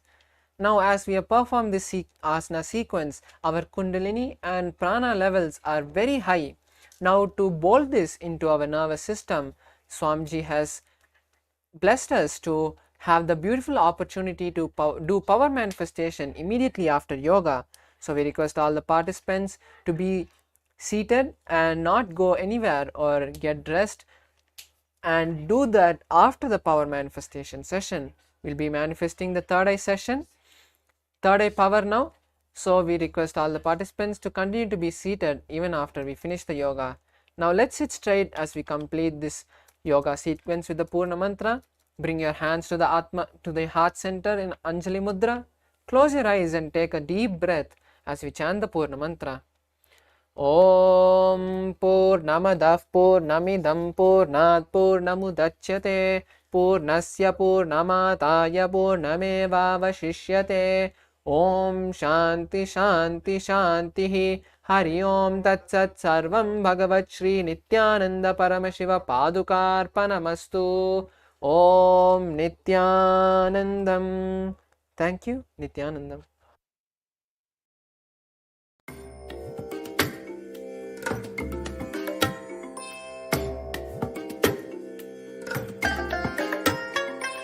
I bless you all. Let you all open all your three eyes and manifest the powers of Mahasadashiva. Om Nithyananda Paramashivoham. Om Nithyananda Paramashivoham.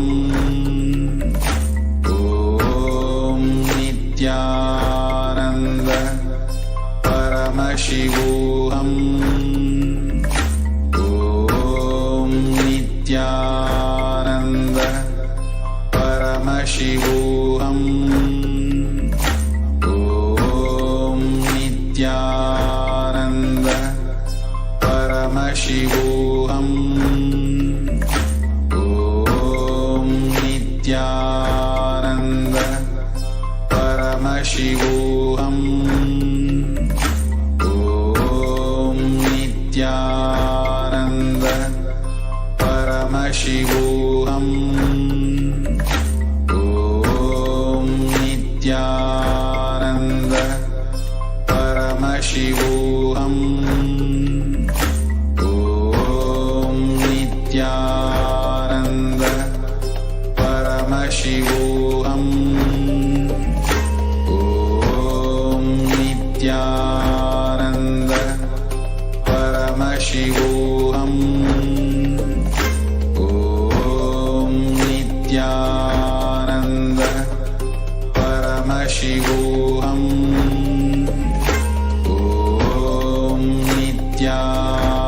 Nithyananda Paramashivoham. Om Nithyananda Paramashivoham. Om Nithyananda Paramashivoham. Om Nithyananda Paramashivoham. Om Nithyananda Paramashivoham. Om Nithyananda परमसुखदं Paramashivoham. केवलं ज्ञानमूर्तिं द्वन्द्वातीतं गगनसदृशं सत्त्वमस्याधिलक्ष्यम् एकं नित्यं विमलमचलं सर्वधी साक्षिभूतं भावातीतं त्रिगुणरहितं सद्गुरुं तं Namami.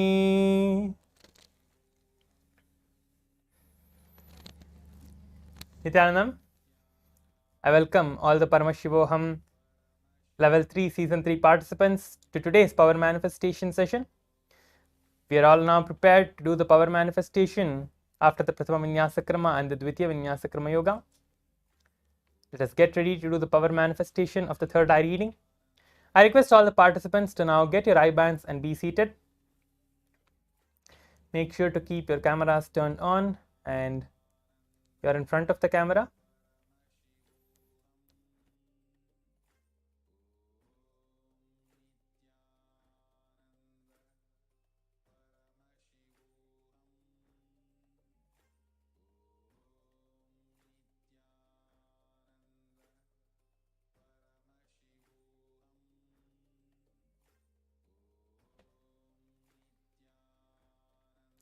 Yes. Please turn on your cameras. Be seated in front of the camera with your eye bands.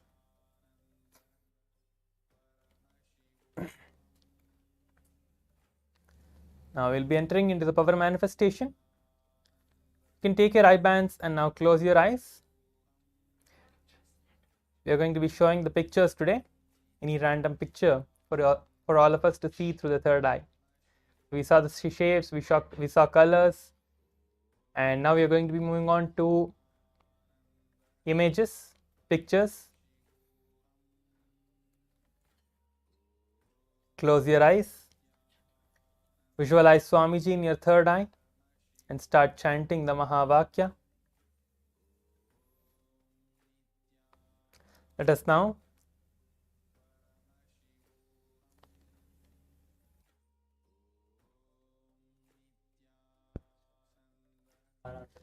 us now listen to the Shastra Pramana of the power of the third eye reading.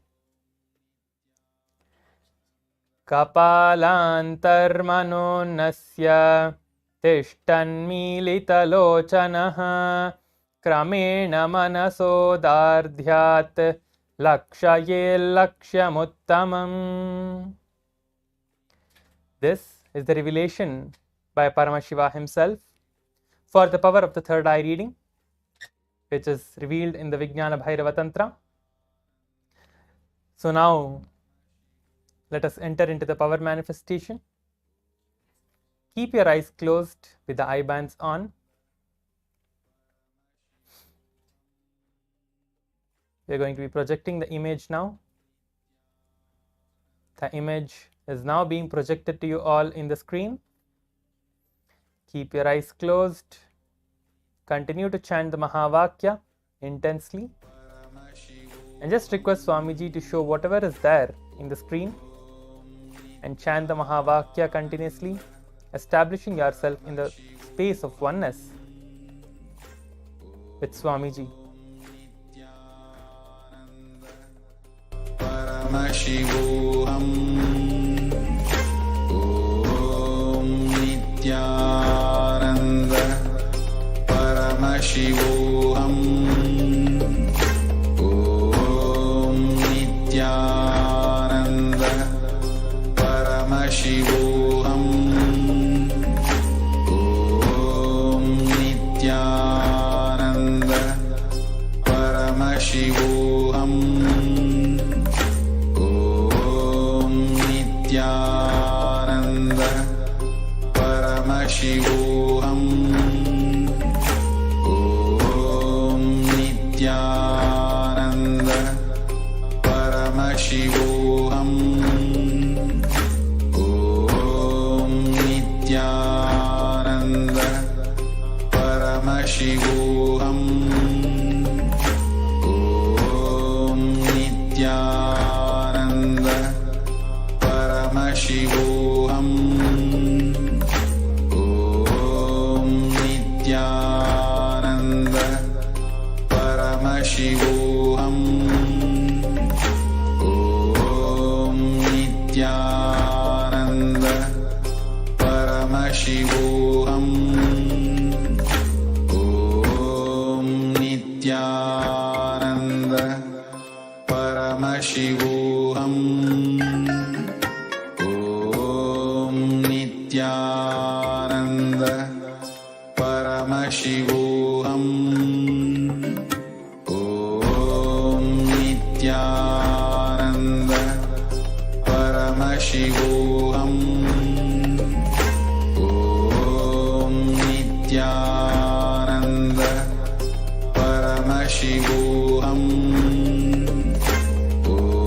Om Nithyananda. Paramashivoham. Om Nithyananda. Paramashivoham. Om Nithyananda. Paramashivoham. Om Nithyananda. Paramashivoham. Om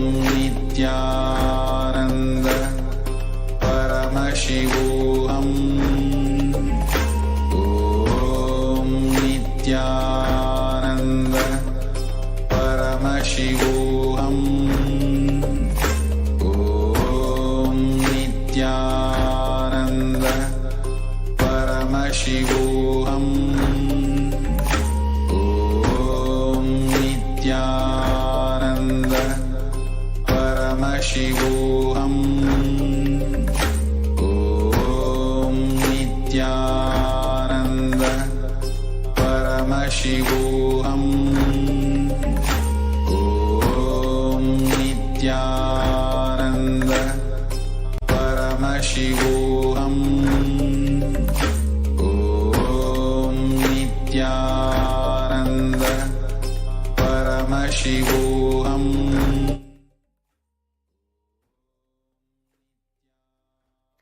Yes. Now relax. Slowly take your eye bands off and open your eyes. We have now manifested the power of the third eye reading for the first round. Now go ahead and put the comment in the Zoom chat of whatever you saw in your third eye. Go ahead and share it. Now you can go ahead and put your answer in the Zoom chat for whatever it is that you saw in your third eye. Whatever was revealed to you, you can put that in the Zoom chat now. Put everything that you saw, make sure to write everything and post it in the Zoom chat. If you have any questions regarding the power manifestation, you can ask that as well. If you have any questions or if you want to clarify something, you can ask that as well. And we'll be clarifying anything that you have with the power manifestation. If you have any questions or if you have any doubts, and also make sure to post your answers now before we move on to the verification and the next round.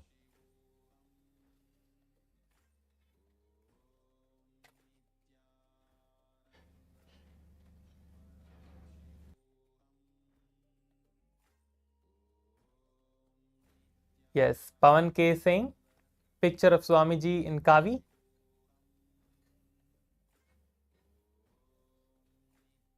Okay. Yes.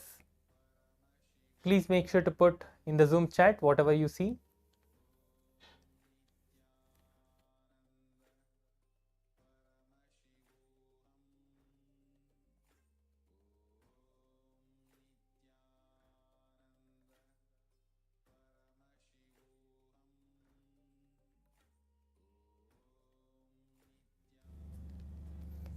Yes.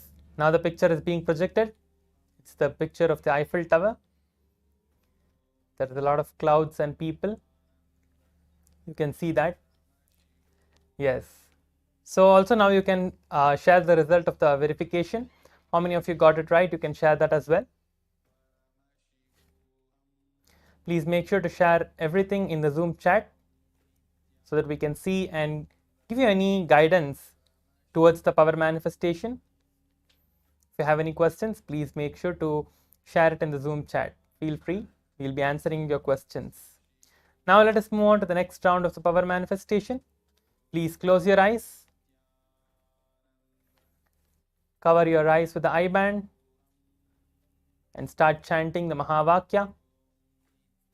Visualizing Swamiji in your third eye. Intensely chant the Mahavakya.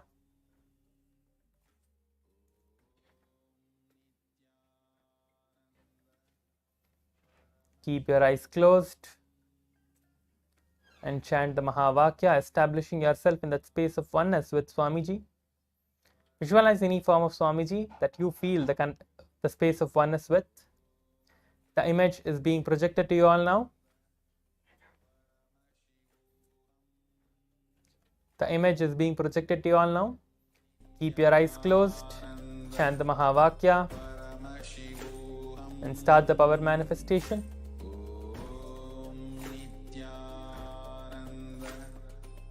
Paramashivoham.